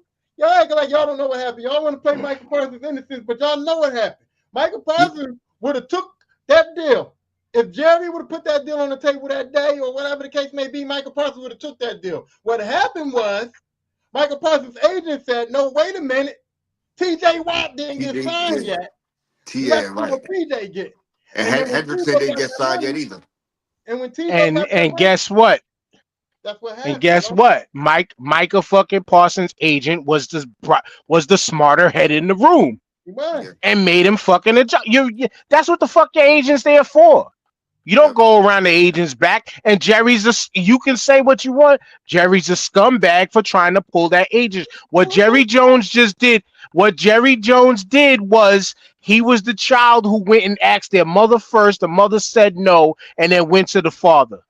Yes. Go back to the Herschel Walker trade. That's when we found out that Jerry Jones was a scumbag. So we knew this. I know that. We're not the point. We're not denying it. I just amplified it a little more because he should know better that you. He should know better that you don't do that shit. He does. Unless you know that the athlete and the agent kind of work symbiotic to where the athlete can go back to the agent and be like, hey, they want to give me this, I want to sign. And the agent is like, okay, you sure this is what you want? And then they deal. But no, they smartly waited to see what other people that he's better than get paid. Ain't not better. Because he deserves to be paid more than them. He's better than TJ Watt? Yes. Absolutely. What? Yes. Absolutely. Yes. And don't take that like TJ Watt is one of the best in the game right now. But yes, he's better than TJ Watt. Which one is striking fear in the quarterback's heart? What are you talking about? Who's striking fear in the quarterback's heart? I don't understand. Who's not scared of TJ Watt? Tell me a quarterback that TJ Watt does not strike fear in. TJ Watt is also an older player and has been playing longer. Yeah, okay, we can throw the age in there, but Michael Parsons, man, Michael Parsons is different, and that's why I'm kind of waiting to see what Abdul Carter's gonna do. You know, my team really has the only defensive lineman that truly strikes fear in people's hearts. Dexter Lawrence, baby. Thank you for saying it, Dan. No. Yes, sir. TJ was clear. Yes, TJ was clearly only getting high on this. He was only getting high on this cruise. I'll just say that. So y'all think that Jerry Jones is worse than the owner of the Cincinnati Bengals? I mean, Michael Parsons was out there and he didn't even make no attempt to get this guy. He ain't making no attempt to. Jerry Jones has Super Bowls, so no. Joe Burrow is the best. Joe Burrow is probably the second best quarterback in the NFL right now and can't even make the playoffs because of Cincinnati's defense. and they're not signing their best defensive player, and they didn't even call for Michael Parsons. They didn't even make a call. They didn't even No. That's fucked Nobody knew Jerry Jones was trading him, bro. Hey man, look, no. As soon as no. Adam Schefter said that Adam Schefter said like a week ago that Jerry is standing on business. Mike is not budging, and they're probably going to get divorced. So if I'm in Cincinnati, I'm calling, bro. I'm calling. You can't call if you don't pay your own man. You ain't paying Micah either. Hey, You ain't paying either one of them dudes, bro. Yo, Well, no, they eventually paid Chase though, right? No, they paid Chase and they paid Hendrickson too. Yeah. But I'm just They paid saying, Hendrickson. bro. I'm just saying. If I'm Joe Burrow, I would have went into that office and said, "Listen, man, cut my check in half and get Micah over here, bro. Cut my shit in half and get Micah over here, bro. We restructured. Micah's available. You gotta get that. The only thing, shouts out to the homie DJ, The World Is Yours, the Used podcast. He made one point that I found valid. Like when we're talking about all this money, depending on what the guarantee was, if Jerry was gonna, what was it? He was offering him like 140 or something. Yeah, 140, but he got 136 guaranteed. Yeah, so he probably got more than what Jerry would have guaranteed. The state of Texas has no state tax. That's where the one difference kind of sets in my opinion. It really is. That was something that the homie pointed out. That I was like, I get it, but nah, you 138, and I got pay a couple little taxes on it. Hey, cool, whatever. I'm still 100. I'm still up 100 mil. I'm still up 100 mil. 4 years, $188 million. Right. That's ridiculous. And 131, you said 138 of it is guaranteed? 136 is guaranteed. 136 is guaranteed. So the other 50 and change is all the incentive The based man stuff. retired his mom's immediately after he signed the contract. And who wants to give Right? up that First check, mom. Here you go. Yeah. Don't come asking for nothing else. First check. Is Jerry Jones being realistic and saying that even if I gave up that money, we ain't winning the Super Bowl here? So maybe I shouldn't. You know what I mean? Like maybe he should. They wasn't winning. They wasn't winning with or without him. It don't matter. Right. This is Dallas we talking about. So I don't want to pay. It don't matter. So I don't want to pay ball. We ain't winning anyway. I don't want to pay him that. Are they even the third best in their division? Like, what? Yeah. Not anymore. Well, let's talk about that. Not anymore. Let's talk about that. We'll give our first divisional breakdown right now. I said it a lot recently. Though my team, we expect to possibly repeat. This is Washington's division this season. Even and over I can your stand Eagles? 10 toes on that. The division. Okay. I'm I saying ain't say playoff runs and all of that stuff. I think Washington edges us by a game to win the division this year. And you know me, realistic. Washington played very, very solid throughout the year last year. They probably should have made they could have made a really, really strong run in the playoffs. But I think as long as Debo stays healthy, I don't know who's running the ball for them. But I think Jaden Daniels takes another step upward in this progress. And then, of course, my Eagles finished second, but a real close second. Dallas in third place, and y'all Giants, y'all let go of Tommy Cutlets over here. No more Tommy Cutlets on the team over here. But y'all got a lot of soul searching to do regardless. So, yeah, last place for the Giants this year, Tyrone. I'm sorry. I'm saying, and I'm going to say this with my chest, Dallas Cowboys is going to be second in the division. Washington is going to regress. I'm sorry to say it. I mean, I like them. That's my team and all. But in the truth of the matter is they got lucky in a lot of games last year. They won games they shouldn't have won for real. And their defense is still not good enough for them to be formidable. And I think all three teams make the playoffs. I think all three teams can get to double digits. But I'm thinking that the Washington is going to be third. Dallas is going to be second. The Eagles are going to win the division again. And here's why I'm saying that. Dallas won 7 games last season without Dak for real. You know, they won 7 games with Dak being injured most of the season. So I'm saying that Dak Prescott, as bad as we want to say he is, he's good for 3 games. So I'm saying that Dallas can get to 10 wins. And don't act like they can't. Dallas is a good enough team on offense that they can get to 10 wins. And 10 wins puts them in the playoffs. And I'm sorry, but 10 wins, to me, puts them second in the division. I say Washington wins 10, Dallas wins 10, Dallas gets the tiebreaker. So I'm going Eagles, Cowboys, Commanders, and Giants.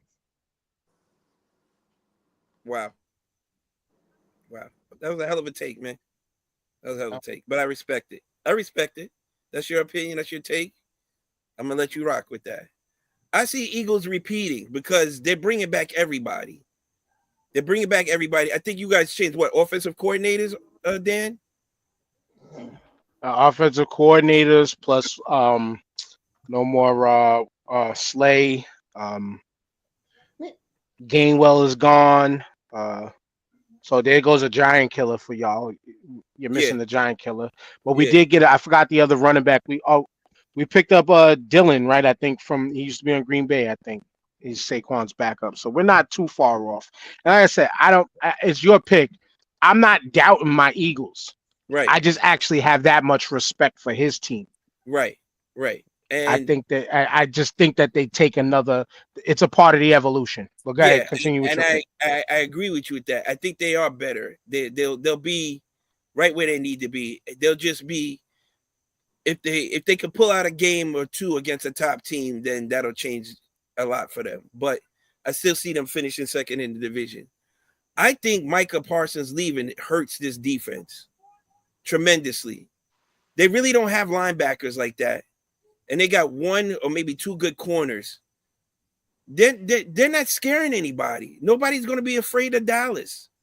They got a big target on their back this year. They circling that shit because everybody feels like they don't have a chance against them. So I don't see Dallas finishing third in the division. Just because with the pickup of Abdul Carter, we got Lawrence, we got Burns, and we got Thibodeau. That's a formidable line on that defense.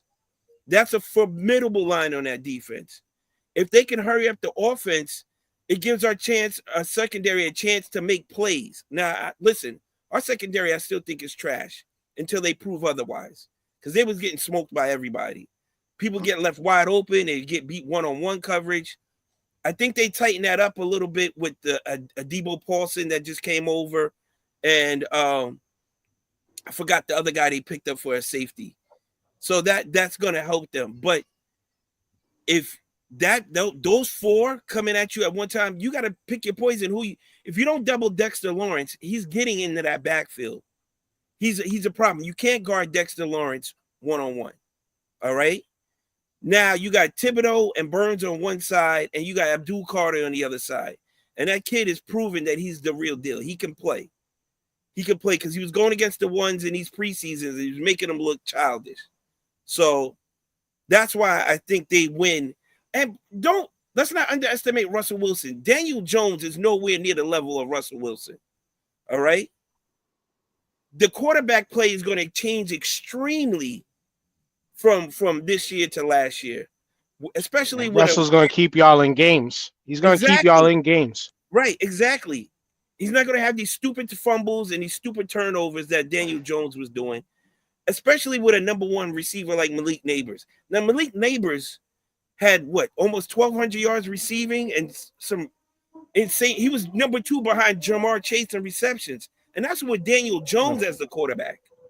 When you're the only person you can throw the ball to, right. I would hope you have them numbers. Right. So I think that just changes the dynamic of the offense that much better because you have a way better quarterback behind that line. Now we just got to see how well the offensive line is. So with that being said, this is why I think it might be the Giants fighting Dallas for third. And I think we can eke out a few more wins than Dallas can just because of our defense. And that's where I'm going with it. I don't know if I'm not saying we make the playoffs, but if we win 8 or 9 games, that's a successful season for us at this point. Yeah. Like you pretty much said everything I was gonna say. I don't think Giants are gonna hit 8 games. Probably 6. You know, that's my my over under. Yeah, I see Philly winning. Washington coming in second. Dallas is probably gonna give it another 8-9 games, 8-9 wins. That Giants team is gonna surprise a team or two this year. They're not going to be an easy out. Oh, Yeah, they're not gonna be an easy out. That defensive line is crazy.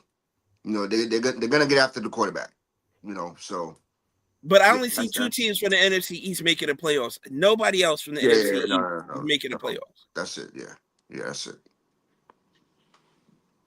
I don't see any other. So team here, outside the because NFC. what y'all said,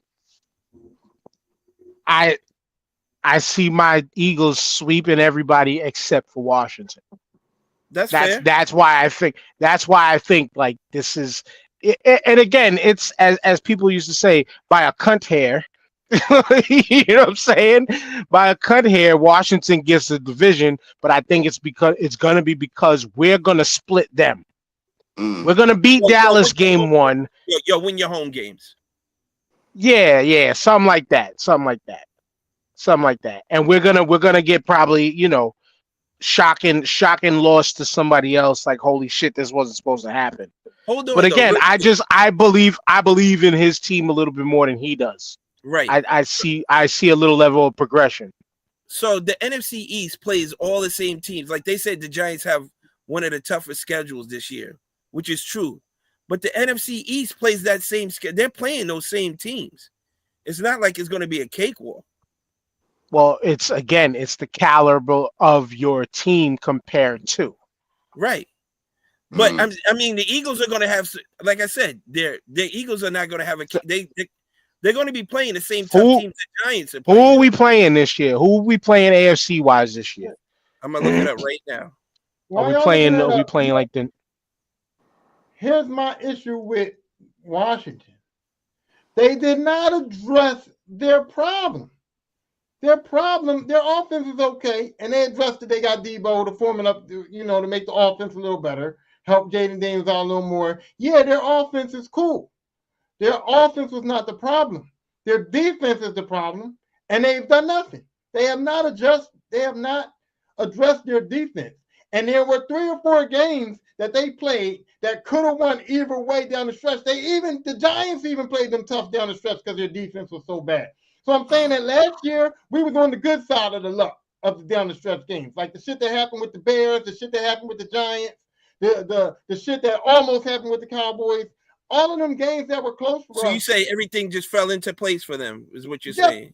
Actually, the only formidable game I can go off of is they played the Eagles tough during the season. That was formidable. And the playoff game with the Lions was formidable. Every other game was like a shootout. On the left side of the pendulum, which can swing either way. All their games were swing games, and I think this year, the luck swings a little bit more the other way on the end. Oh, as it say, so you're on the pessimistic side of the swing this year. And again, this is where I think this is where I believe a lot of those, like you said, swing games, they're going to now lean more in their favor, but not much of like a swing. Like I like a lot of the close calls are going to actually turn to actual W's or just really good performances to build off of, which is something that you at least want that. Go ahead. So the Eagles play the Bills. That's going to be a tough one. So we're playing the AFC East this year. No, the Bills ain't that tough. You're playing the Chiefs, the Rams, the Chargers, the Bills, the Bengals. Those are your tough ones, all right? The Ravens. All teams we beat in recent time. The Steelers, the Packers. The Steelers is tough. Packers is going to be a shootout. The Bengals might give you some work. The Chiefs, I don't know about the Chiefs. I don't know where the Chiefs stand this year. I don't know where the Chiefs stand. They won too many referee flag games for me last year in close games. but we handled them the way we were supposed to in the Super Bowl. Yeah, that's why that's why everybody hates that fucking game, because it was so freaking dominant. Yeah, that to me, even if it wasn't my Eagles, that was one of the best Super Bowls. If you like defense and if you like a fucking dominating performance, I loved it. It's like in boxing. Don't let the judges beat you. You know what I'm saying? So don't That's let it. You. Yeah. But where's the logic to say that two teams that are Super Bowl contenders aren't going to be tough games? Like, that's insane. To say the Bills and the Bengals ain't tough, the logic is these are Super Bowl contending teams, so they're tough. But games. we beat up on both teams in recent years. I'm not tripping about that. But to just be like two Super Bowl contending teams ain't tough, like they ain't nothing, that's insane, bro. That's like, that's insane to think. I hope the Philadelphia Eagles don't go in there with that attitude, because if you go in there thinking the Bills ain't tough, you might come out with your asses whooped. That's all I'm saying. I agree. But you guys do play the Lions this year too. There's another tough. That's a tough one. That's a tough one. Chiefs, we don't know. That's a mixed bag. We Packers, Vikings. Packers is a mixed bag. Vikings, we can. Rams. The Vikings is going Viking. Well, we don't know what the Vikings are going to do. We don't know yet. McCarthy might be on some shit. We don't know. Chargers. Yeah, Y'all can beat the Chargers. Yeah. Or that could be the sneak loss. That could be the sneak loss. The Rams, I mean, who knows what we're going to get out of Devontae Adams, but Puka Nacua is unstoppable. Yeah, that dude catches everything. Bro, if Stafford's healthy, bro, the Rams is going to be real dangerous. Well, Stafford was healthy last playoffs, and they was one throw away from winning that game too. Super Bowl champs. Let's not act like the Rams wasn't one throw away from winning that game, bro. Super Bowl champs. Throw away. One play saved y'all Eagles season. One fucking play. Sometimes that's all it takes. 70-something yard run. Listen, Ty. One play, right? And one play game. Listen, Ty. One play you said, right? And one play in each of the Giants Super Bowl won them that game. There you go. There you go. Right. You act like in a split decision victory, y'all won on points, and you sitting there acting like y'all knocked them out. Like, no. Super Bowl champions. All back. no matter how you spin it, Super Bowl champions, right? Put some respect on I thought the ultimate goal was it all, no mediocrity, Tyrone. Super Bowl champions. What I'm saying is don't discredit, don't try to brush the Rams off. If Stafford is healthy all season, the Rams could be Super Bowl champions. You're very right. Hey. The season starts this week. Everybody is undefeated right now. Everybody's undefeated. Jacksonville Jaguars could come out and fucking light shit up. You can't go for week 1. You gotta wait till like week 4 or 5, bro. Because week 1, the most wildest shit be happening. You can't. That's why I don't bet on the NFL for the first 4 weeks, because you're gonna lose. Things that you think should happen never happen, and things that shouldn't happen always happen. Yeah. Yep. It's crazy. That first week, everybody's working out their kinks, making sure their offense is set up right. The defense is not where it's supposed to be. Nobody's really hitting each other until the first week. For real. And that plays a lot into it. Yep. We'll break down the other division. Go ahead. I was gonna say real quick, man. I know it's a horrible segue, man, but you're talking about week 1. I'm deviating a little bit here, man. Arch Manning, that's his first game. I get it. He's a Heisman hopeful and all that. First game against the Matt Patricia defense. So, we can't judge him too much either. You know what I'm saying? Off of week 1 too, man. We're not getting him. We're not getting him, We're not getting him next year. I was gonna say you holding out hope for your future QB. Fingers crossed, man. Nah, man. Dart is the man. Dart is the man, bro. You just gotta believe in Dart, bro. We're not getting him. Yeah. It's over. But like we're gonna say it like Jamal always says, man. Until your team decides to draft a black man in the first round, y'all are forever cursed. Yeah, facts. They did. I guess That's Bill Carter. I, You mean a black quarterback? I meant quarterback. Yes, absolutely meant quarterback. But we're talking about from one quarterback to the quarterback of Hot 97. Originally, and I got to talk about this as the lone DJ on the show. Like, originally, we were supposed to come on here and talk about, we're supposed to give props to Funkmaster Flex, and I'm gonna still give props to Funkmaster Flex because, if it wasn't for him, rap music being played on Hot 97, Hot 97 could still be a dance music station right now. I actually blew people's minds that they didn't realize that Hot 97 used to be a freestyle music station. Like Z100. Yep. Yeah. It was But heavy on the freestyle music in like 1990 and earlier and all that stuff. But if it wasn't for Funkmaster Flex, rap probably wouldn't be what it was and is today because of Hot 97. And we was originally supposed to come on here and be like, yo, he allegedly announced his retirement, and then some things just happened within like the past day or two. We find out that no, Funkmaster Flex wasn't retiring. There was a false start flag on the play. All he did was he's announcing that he's moving time slots. And other DJs are getting shuffled around to work in other time slots. But the 27-year veteran of Hot 97, DJ Enough, is now out the door. And rumor is because Funkmaster Flex and his positioning in the company got him fired, allegedly. But why didn't they just flip-flop the spots? Enough could have easily took over that slot, and no, it'd have been a smooth transition. Dude, Enough could have they could have moved Enough to BLS because Enough was already doing like hour spots on BLS here and there, especially on like mixed weekends and stuff like that. They could have moved him to BLS and do a spot on BLS. Instead, he's out the door now. Maybe. Did we ever stop to think that maybe my man just wasn't humble enough to stay in the door? You know what I'm saying? Because he might have been like, "Nah, I don't." He got blindsided, bro. I don't want to switch spots. Yeah. Yeah. They told him he got fired the day of that day, and that day was his last day. It wasn't like they told him on Monday and he was leaving on Wednesday. Right.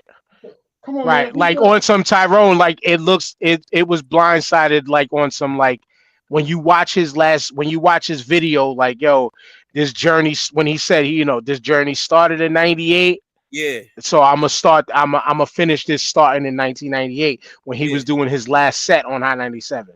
Yeah. And the man was in legitimate tears. Yeah. You wouldn't be in tears if you were fighting to keep your spot. You probably would have became low and pissed just playing all MOP, all the rowdiest shit ever, if you were pissed because they didn't conform to you.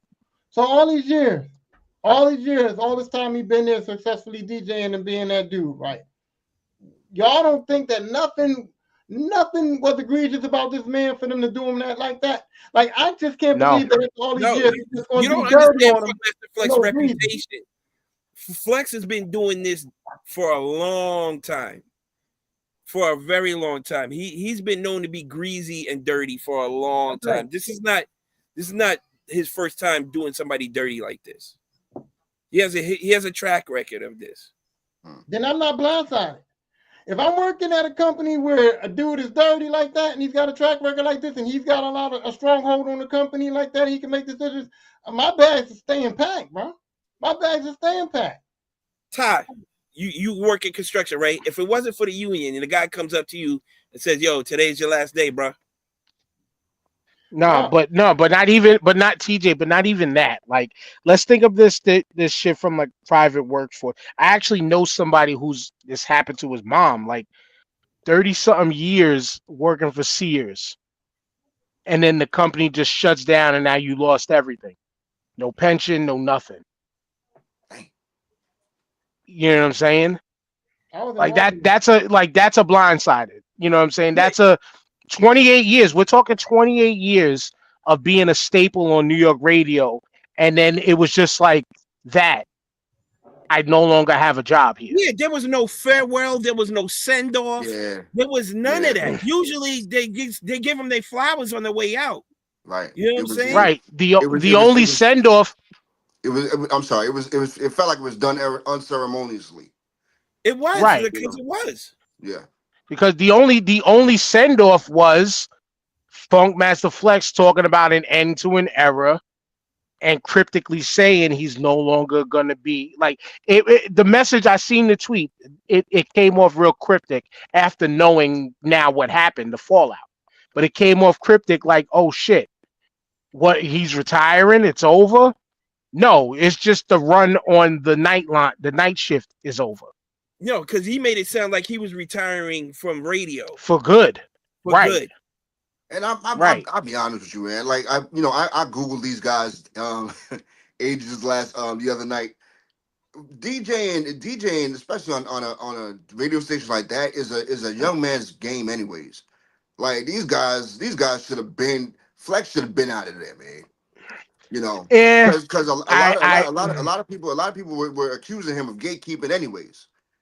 You know, so Well, I'm not. well, old radio DJs though, gatekeeping was heavy. Like gatekeeping was heavy. They were how you got your music played. Yeah. Red Alert. Nobody talks about how much of a gatekeeper Red Alert was for people's music to get played, but it wasn't egregious because Red Alert at the end of the day knew what the fuck he was talking about, and when he put artists on, those artists became A Tribe Called Quest, De La Souls, people that we are still listening to this day. Yeah. You know, that he knew was giving good shit. So radio gatekeeping, yeah. Now the station gatekeeping is a different story, and this is what the Flex thing comes in. But you can go back even further than that. The reason the bridge was over was even made because Mr. Magic dissed KRS-One. Exactly. Mhm. And Red said, "Come over here. I'll play your shit." So That's how. Exactly. That's how deep it goes. You know what I'm saying? Gatekeeping led to a fucking legendary classic. so after 28 years, y'all telling me nobody like Ball? Nobody like Ball because there got no. There's got to be somebody in that office that's higher up. What? When they made that decision to do this, that's nobody in that office that was higher up like them. Flex has something's going on. Flex carries major Flex's weight, man. power. I don't give a Yes, fuck, thank bro. you, TJ. But it don't matter if Flex carry major weight. So Flex one of It them. does. No, listen. Flex one He of was them. program Going. director. Flex one of them going. Flex one of them fired. Flex didn't want to switch spots with him. Flex didn't want him there at all. He wanted the ball going. Allegedly. Allegedly. That's fine and dandy. But Flex still has people at that radio station that are in that offices that sit down at these tables with these people that make these decisions, right? And nobody like Dude enough. What Or up, Brian? nobody cared enough to say to Flex, hey man, let's at least tell him, let's at least give him a send-off, let's at least show this man some respect. Nobody. Flex got the balls like that, and everybody just scared. Nobody gonna say nothing to Ball. Or nobody didn't like him enough to say, hey, listen, dude, I'm gonna tell you this on the low. They gonna fire your ass on the low. I like you, we cool. I was in the office, you're getting fired. Don't put my name out there, but I'm telling you on the low. So that he could have said, hey, I wasn't blindsided. Somebody But Flex didn't do that. Flex did not do that. Nobody did. And it wasn't rolled out. It wasn't laid out there like that. Yeah, I definitely agree with y'all talking about. Like it never. Hold on. Brian said, "Are y'all talking about Hot 97 situation? They never posted Ebro in the morning podcast. I want to know what happened." Yeah, we don't know about the Ebro. We don't know about Ebro. I don't know about Ebro. I just read that again. That like the morning show was starting from 6 to 11, and then Nessa is going on after that with I think Drewski's on her time slot. And then Drewski? Camilo's on a different spot. Yeah, I didn't know he's from. I don't know what part, but I believe he's from Staten Island too. But not the Could Have Been Records Drewski, the white DJ Drewski. Oh, okay. Flex wasn't the only man in the room, bro. No matter what y'all But say, Flex Flex is the only man in the Flex room. is not Flex is not the only man in the room, but like TJ dropped on you, Flex holds power that is immense in that station. That's fine. And But I'm saying, if I'm in that room, he holds enough power to be like what he says goes. I don't Yes. give a fuck if what he says goes. If I'm in that room and this man been working with me and I've been here for 25 years and this man been working here and I don't got no beef with him, no problem with him, he ain't egregious, he's a cool dude. I don't give a fuck. I'm gonna go down there on a speed trip. I'm gonna let my man know. So you're the mole. So you'd be the union buster. You'd be the Terry Bollea. Yo, Vince, they're starting the union down here. That's what you. So this dude in 28 years of being working there hasn't earned enough respect from anybody at that place to tell It's him. not that he did it. It's not that he did it. You're misconstruing it, bro. It's not that he did it. He's a legend in his own right. Enough is a legend in his own right. He's carried a lot of weight. DJ for Big. He brought up mad DJs. All right, the heavy hitters is a conglomerate. Heavy hitters, but to him, a legend run out like this, and y'all don't think y'all. No, listen, yo, Hot 97 did him dirty. Flex is a fucking. Flex had a car named after him. Do you understand? Chevy put out the Ford Flex Expedition. What DJ is doing that, bro? Right. That's how big Flex was. TJ, I'm asking you a simple question. Flex wanted him fired. He has the power to fire him, right? Right. Why did he have to do it like this? Why couldn't he just go to my man and say, "Hey, we're going to let you go. We're going to give you that's not the way he works." But you're asking a clear question that we can't answer. That only Flex could answer. That only MS Communications can answer. Yeah, that's what I'm saying. Again, I laid out the scenario and what happened to my boy's mom. Because anything can happen at any fucking time. But then I'll tell you this: I'm not saying that your boy might. I don't know what happened to his mom per se. I wasn't in them rooms, but I'll tell you this: when Sears was going out of business, I worked at Kmart. Flex gave us lugs, damn it. I worked at Kmart Distribution Center, and they had a massive meeting to tell us that they were liquidated into Sears Incorporated, and they became part of Sears. And they literally said, if you weren't originally part of the original Sears before the liquidation thing, you're not indentured and you're not going to get nothing. And they told us that in the whole meeting. And then they said, if you don't have 25 years in or more under the Sears umbrella of indenturement, then when Sears company goes out of business, you're not getting nothing. They didn't block, and that was like months before it happened. So they had we're gonna use pause because we're gonna use again what TJ said is the misconstruing. When I brought my man's mom up is because, and I said the story wrong. She got fired before the company shut everything down. Okay. But after 30 something, so I messed that up. But after 30 something years of being an employee there, which this is something that the private workforce would do to a lot of tenured people, they would fire you once they sensed you were on the border of retirement, and then you could collect for life from them after. But this lady was blindsided, and they closed the photo department. They just closed, just decided the photo department is gone. We're not moving you anywhere else. You lost your job. I got you now. Okay. That's what I'm talking about, blindsided. So to what you're saying in a transition like that, of course, they're going to give heads up to people. Some companies will do hey, at the end of this week, this company's going to be no more. I'm sorry. We just have to let y'all know. And companies do dirty shit like that.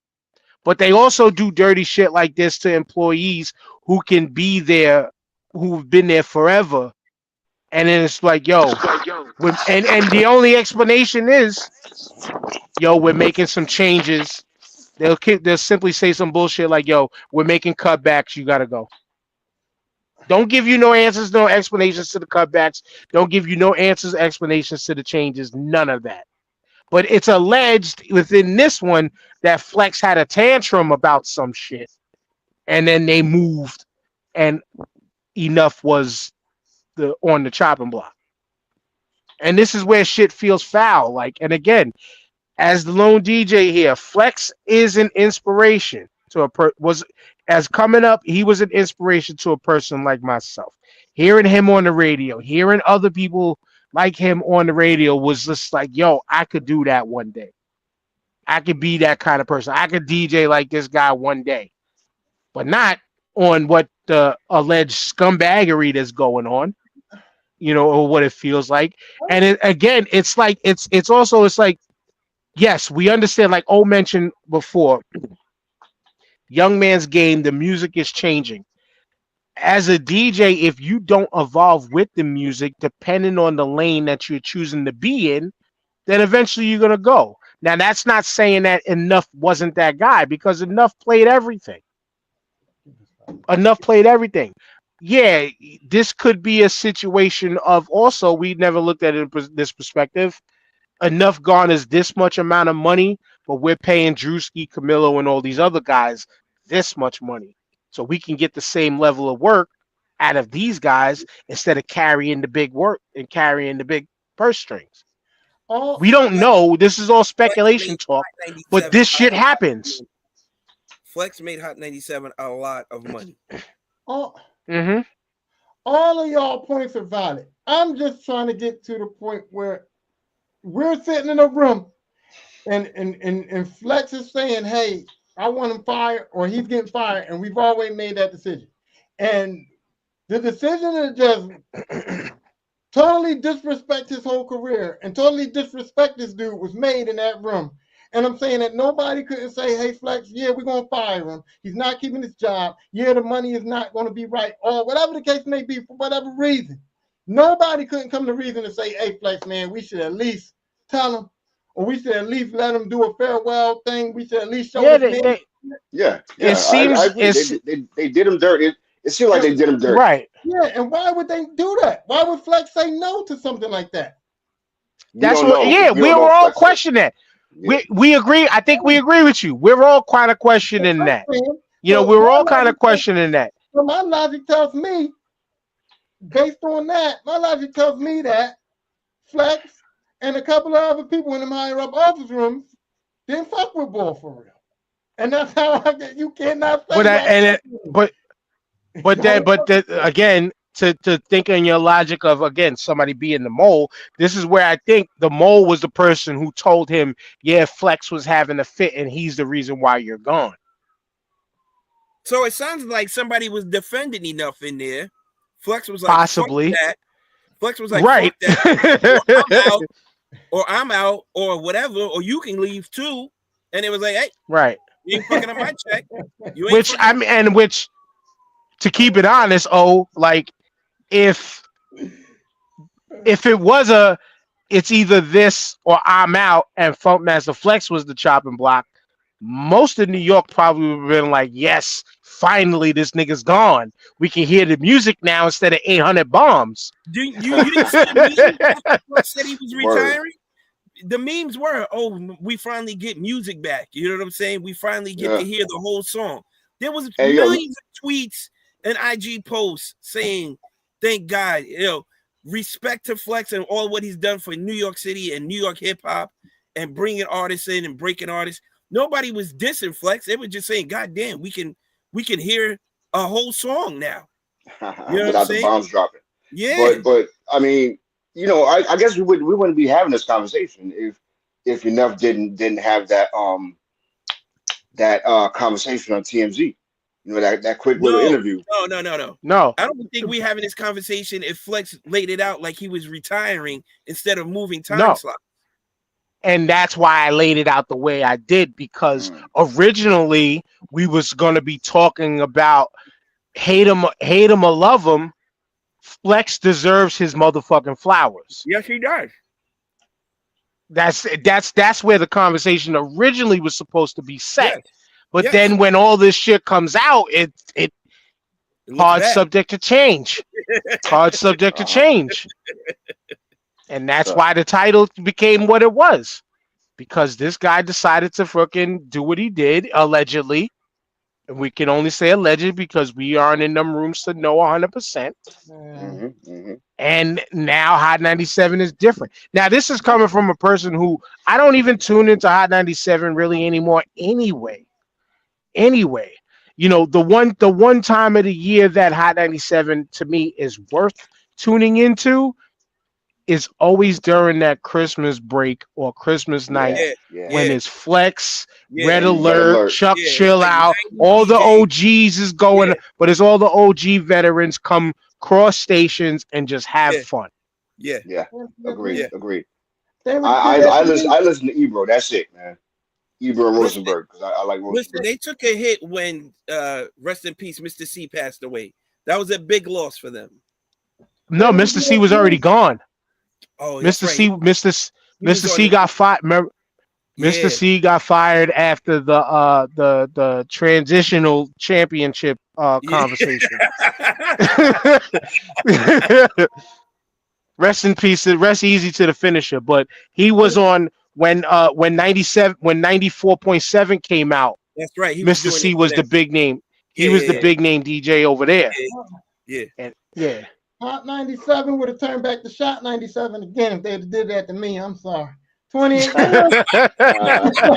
Bro. I'm crashing out. Chill with all that. Chill. Peace to little Kim and Nori, but chill. Yeah, that's why Trump coming to our neighborhood next, man. That's why your boy coming to our neighborhood next. Hey, man. Keep playing them games. And man. Side note, I think did we briefly talk about that already with y'all, or how do y'all the military folk really feel about this? I do recall that, like, when y'all mentioned, you too, Tyrone, y'all mentioned, like, you know, National Guard really isn't built for the urban landscape, but like, where do y'all really? I mean, you know, as we see, he's only, and he made it clear, he's only going after heavily black populated areas who didn't vote for him in 2024. Well, and here's what it is. O's been in the military. I've been in the military. We know firsthand what the training is like. We know firsthand what the National Guard does. We know firsthand what the reserves is like. It's all the same shit, right? Now, to black people who don't have people in their family that was in the military or who have never been in the military themselves, they see the military on TV and in the movies. So they see these dudes that's Captain Kick-Ass. They see these dudes that can shoot you from far away. They see these dudes that got all this training, that can do all this shit. So when they see that uniform, that's what's represented to them. But in real life, it ain't that shit at all. Like in real life, I don't think nobody's seeing that part. I don't think nobody's seeing the sensationalism about it, because the question really lies behind the president is clearly misusing power and having American military patrolling American streets, which is not what's not supposed to happen. But here's my problem. I mean, here's my thing. The military presents a different look than the police. And why is that? When the police are way more efficient and way better equipped to handle what the military is being brought in for. So the perception of the people is that the military are above, a step beyond the police when they're really not. And that's what it is. Okay, there's finally, you got to the point, scare tactic, because your filler to lead to scare tactic, I don't think people are truly that scared of them. My real thing is what do y'all think about his use in trying to pull this scare tactic off, doing shit that's technically unconstitutional? Yeah, he's go ahead, Tom. He don't care, right? But he wants to look like he does. And so that's it. That's all it is. I don't care. Your thoughts. Do you care? Well, my question to y'all is your thoughts on it. We know what he's doing. Your thoughts on what he's doing. My thoughts are, if it works, I want it to work, because my bottom line is I don't want the violence to go on in no cities. And anything that we can do, whether it's a scare tactic, whether it's fake, whether it's phony, whether it's fucked up, if it stops any amount of violence or prevents any bad shit from happening, then I'm with it. But here's But the thing.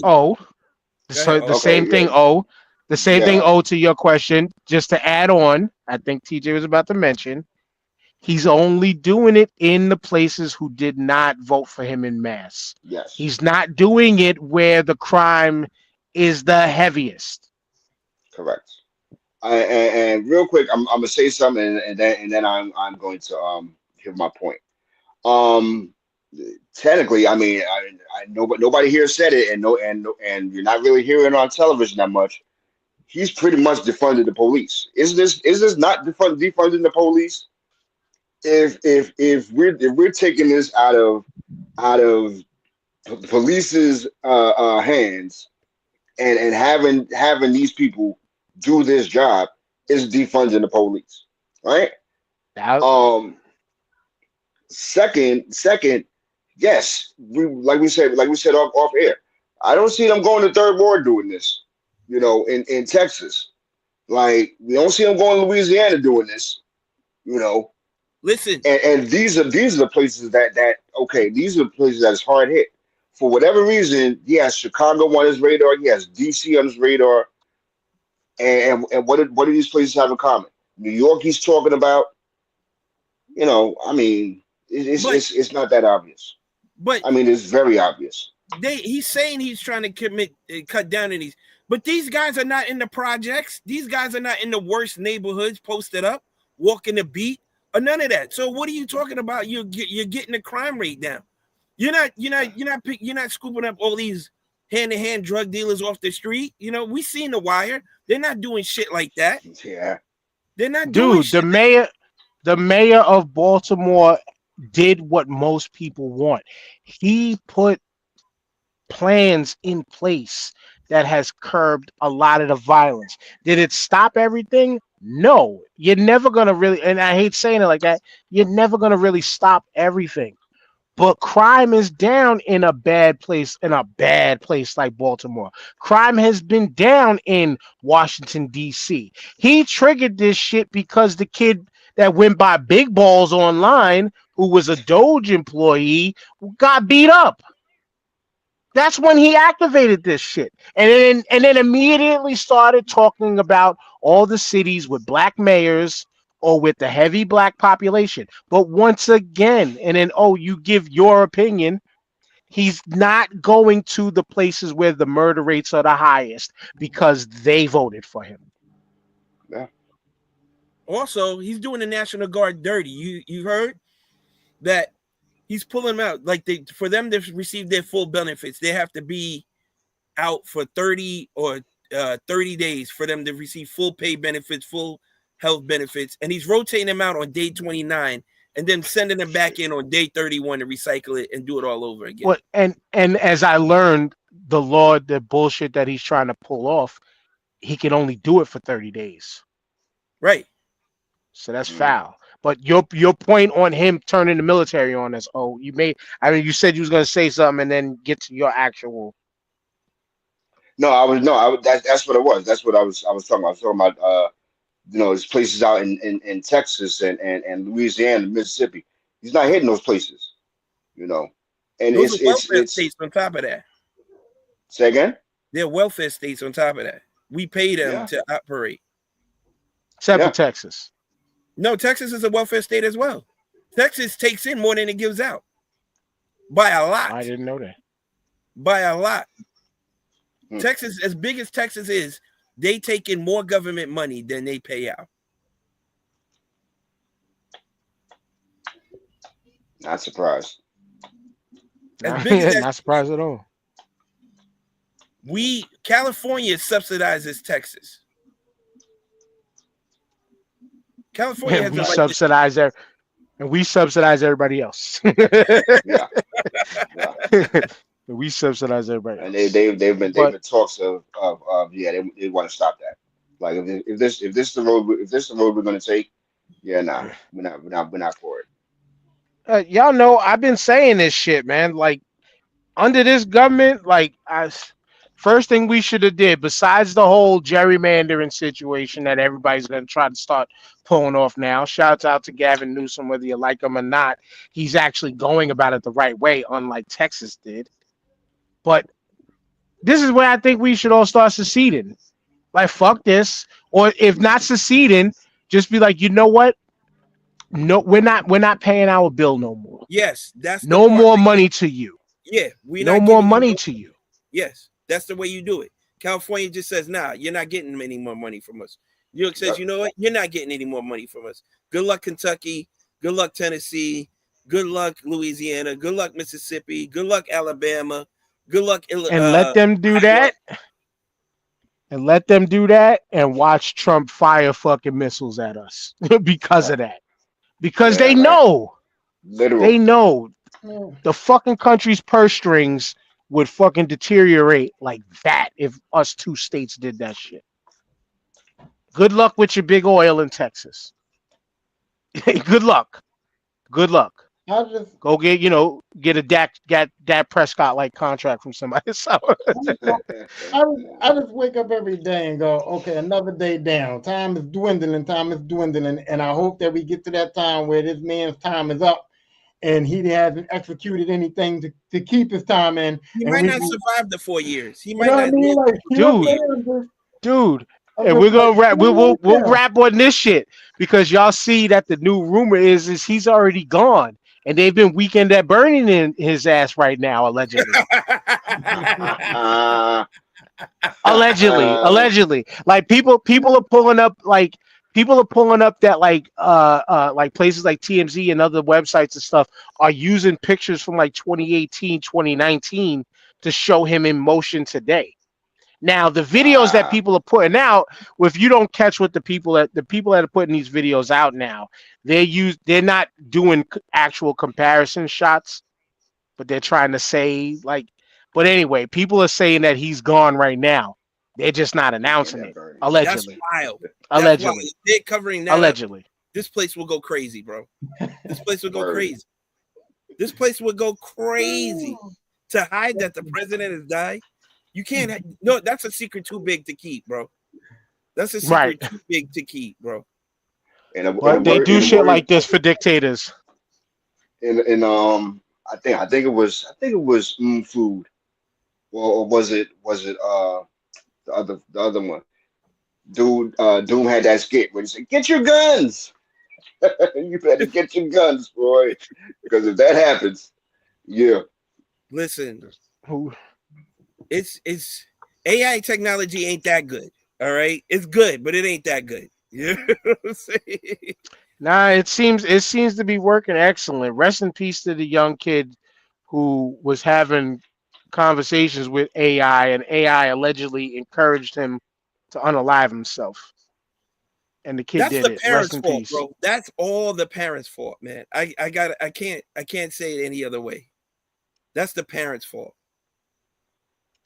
Yeah, well, it's easy to say that when we don't know what our kids are doing in their phones. Over the people that put roofs and food on your table. Again, I don't know the situation, but allegedly the parents are suing the AI company that the kid used, ChatGPT. I really do kind of gotta agree with TJ. Like, my kids are going through things, they can come to me and they can sit down and say, "Dad, this is what I'm going through," and so to think that your kids would rather talk to an AI generated thing and then to talk to their parents is insane, bro. That's insane. But this is why we always stress you gotta keep open lines of communication. Because yes, we can sit there and have these conversations, but then once again, the kid can go back to it's just like, you could just like compare it to like your kids then talking to their friends. Your parents will tell you not to do one thing, but then your friends are the one encouraging you, egging you on. And when you're young, you can be influenced to where, I feel like I feel a little more compelled to listen to my boys and shit, and then people do dumb shit. It's exactly but what this happened. Is where it's exactly what happened when those teens, the kid, they took some 16-year-old in the woods and they shot him. and it was the ex-girlfriend, the guy she was talking to, and like three of her other friends. They all got together and discussed it amongst themselves, apparently, and they alive this kid because it was over some bullshit. It was over bullshit in high school. I forgot where it happened at, but this happened maybe a month ago, a month and a half ago, that these teenagers did this. I see your point when it comes to that. You're listening to your friends to do something, and this is what happens at the end. Yeah, because we will know better. We will know better, but we all ran in circles where we might have did a thing or two that was stupid, part encouraged by our friends, part encouraged by the ciphers that we were in. You know what I'm saying? This is where this is true, but you understood the consequences if you had to go back home. If you got caught. Right. Forgot that part. If you got caught. Right. If you got caught. Of what was going to happen. You also, if you have good parents, you're also raised with a certain sense of morality. Morals. Yes. Where you might be influenced by your friends to do some shit, but some shit you won't know as a child. Hey, this is too far. This is too much. Right, Tyrone, this circles the cipher back around to what I mentioned earlier. Because I understand consequences. I understood things. There's a reason why there's a lot of shit I did not do growing up. I didn't smoke. I probably could have burnt the forest down in smoking weed if I'd have known how much weed my father smoked. And I can say that as he just pulled off a little while ago. I probably could have. But what did I always, they smoke cigarettes but tell us not to smoke. Okay, no problem. I didn't want to get in trouble. So I didn't do this shit. And what the one piece of logic that I always run with when it comes to me stopping from doing something stupid, niggas get arrested for nothing. Yeah. That's it. Some people don't fear jail. When not getting called to come hang out on the Saturday night, like I said, I used to sit and watch Lockup. All them prison reality shows back in the early 2000s, because I would teach myself this is where I don't want to fucking end up. Well, my father, it was jail for you, Dan, but my father was like a hard head mix of soft behind. And my shit was tender that at too. the time. You know what I'm saying? There you go. We all heard that one. We all heard that joint right there. We all heard that. You know what's crazy now is I watch a lot of these reality shows and I watch like the first 48. And I don't want to do nothing because even if I don't do nothing, I did something. If you watch first 48, I put the description. Black with dreads and commits all right. As Tyrone mentioned on the Fun as the Flex situation, Tyrone would be the guy that they slide him the ill cheeseburger. They'd be like, hey, you ain't heard this from me. But now that's funny though. But with that being said, yo, he's gonna tell you everything. You know what I'm right? Unlimited Guy Fieri burgers. Oh, he's in. He's in. And a WWE ticket. Oh, he's sold. Sold. What you want to know? What you want to know?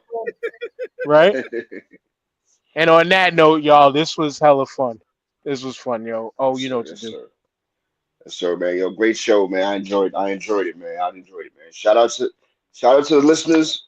Shout out to the who probably gonna tune in tomorrow. We're tuning in live right now, man. We see y'all. Shout out to my partners, my boy Jamal. Of course, Dan, TJ, Lisper. Yeah, man, great show, man. Can't wait for next week. Pass it on to Tyrone. Yeah, I like to give a shout out to, first and foremost, shout out to the WWE for putting on top quality performances. You can't even say that with a straight face. Yeah, because he's seen what Nikki Bella did yesterday. I only seen the clip. Oh, you watched? I only seen the clip. Nope, I only watched the clip. I told you I'm done with them. Yeah, but no, man, this is fun. Shout out. I like the camaraderie we have. I always bring it up because I like we can say stuff to each other and it don't mean shit. Nobody gets butt hurt or argue or nothing because we understand that we grown men, we gonna have different opinions and all that. You know, I try to push the buttons and it don't work. So you know, I You said appreciate the buttons that. is broken over here. And shout out to the people that tune in. Shout out to listen. Shout out to the people that comment. And yeah, I'm anxious for next week, bro. I'm always anxious for the next show. TJ. Yeah, man, this was dope. Glad to be back. I'll be back now for a little bit. Traveling, had to cut down. I'm not traveling no more mostly to the end of the year. But yeah, this was fun. Great time to come back. Good topics. Can't wait to get into football and talk our shit every week because that's coming. Basketball season's around the corner. That's coming. And this dude in office is giving us plenty to talk about every day, much less every week. So every day. So you know, if we're here, I'm here for it. Y'all here for it. It's good chatting it up with you, brothers. Good seeing you guys. Shout out to everybody in the comments today. This was dope. And I'll see y'all next week for real. Yes, sir. Word. Yeah. He said when they bring back AJ Lee with them cutoffs, y'all will be back. No, I won't, because AJ Lee didn't.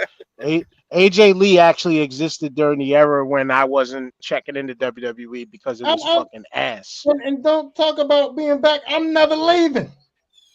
I know. I'm gonna be buried. You riding until the wheels fall off? The wheels gonna be off. Listen, man. They TJ. better put in my casket so I can watch Raw. TJ. You know what I'm saying? TJ, the fucking the wheels on the WWE been fell off. All they want is your fucking money. All they want is your money. All they want is your money. They don't produce good wrestling no more. They produce people going through the fucking motions and give me your money. Like the kid said in the video when at Clash in Paris, the kid was at the merch booth. He said they want 650 euros for one of these fucking belts. He said, "Yo, if I spend 650 euros on a belt, I better be in the match tomorrow." That's a fact. Yo, but to spend that damn film to realize is I got plenty of wrestling if I want to watch good wrestling. I watch WWE because I'm entertained by their shit. If I want to watch good wrestling, I'm not watching WWE to see good wrestling. Okay. And that's been my point behind all of this shit. That's been my point behind all of this shit. Why do you, if they're not, and this ain't for you, this is for people like me. If anything in any walk of life is not giving you what you want, why the fuck are you supporting it? Outside of a relationship. But some would say even in a relationship. But I'm just saying, like, if you are a fan of some shit when there's 100,000 options to get what you actually want, that's why I go find my wrestling elsewhere. Because this company don't give a fuck about the wrestling. That's why I'm not arguing with you. You want to watch wrestling? I know. Watch wrestling. I want to watch the bullshit. That's the WWE. Right. 100%.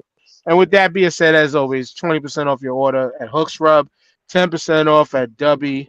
Shouts out to Jamal in White Wakanda Part 2 this weekend, you know, doing this thing. But again, I can't wait till J1 Con, man, because again, we're going to have some fun. I just got to let some stress steam off. And just get you a heavy bag, dogs. Get you a heavy bag. Get away from it all. I do need to get one, just so my daughters can also get their hands nice and ready and stuff. My oldest daughter surprises the hell out of me every day. We had each other now. I just woke up.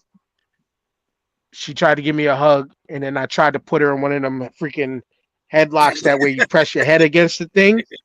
Yo, she started pressing back. I had to tap. You tapped out? I had to tap, like, get off me. She's too fucking strong.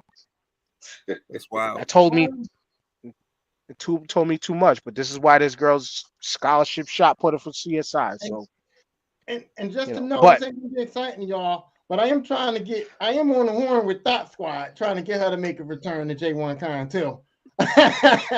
Wow. I got to take another video of you on stage. I enjoyed that. But anyway, yeah. Still got that one. J1 Con, man. We definitely gonna have some fun over there. And again, I can almost all but guarantee there's going to be a special surprise during this year's Blackfinity Gauntlet. I can't tell y'all, but I can tell y'all. With that being said, peace. We'll see y'all this weekend, hopefully.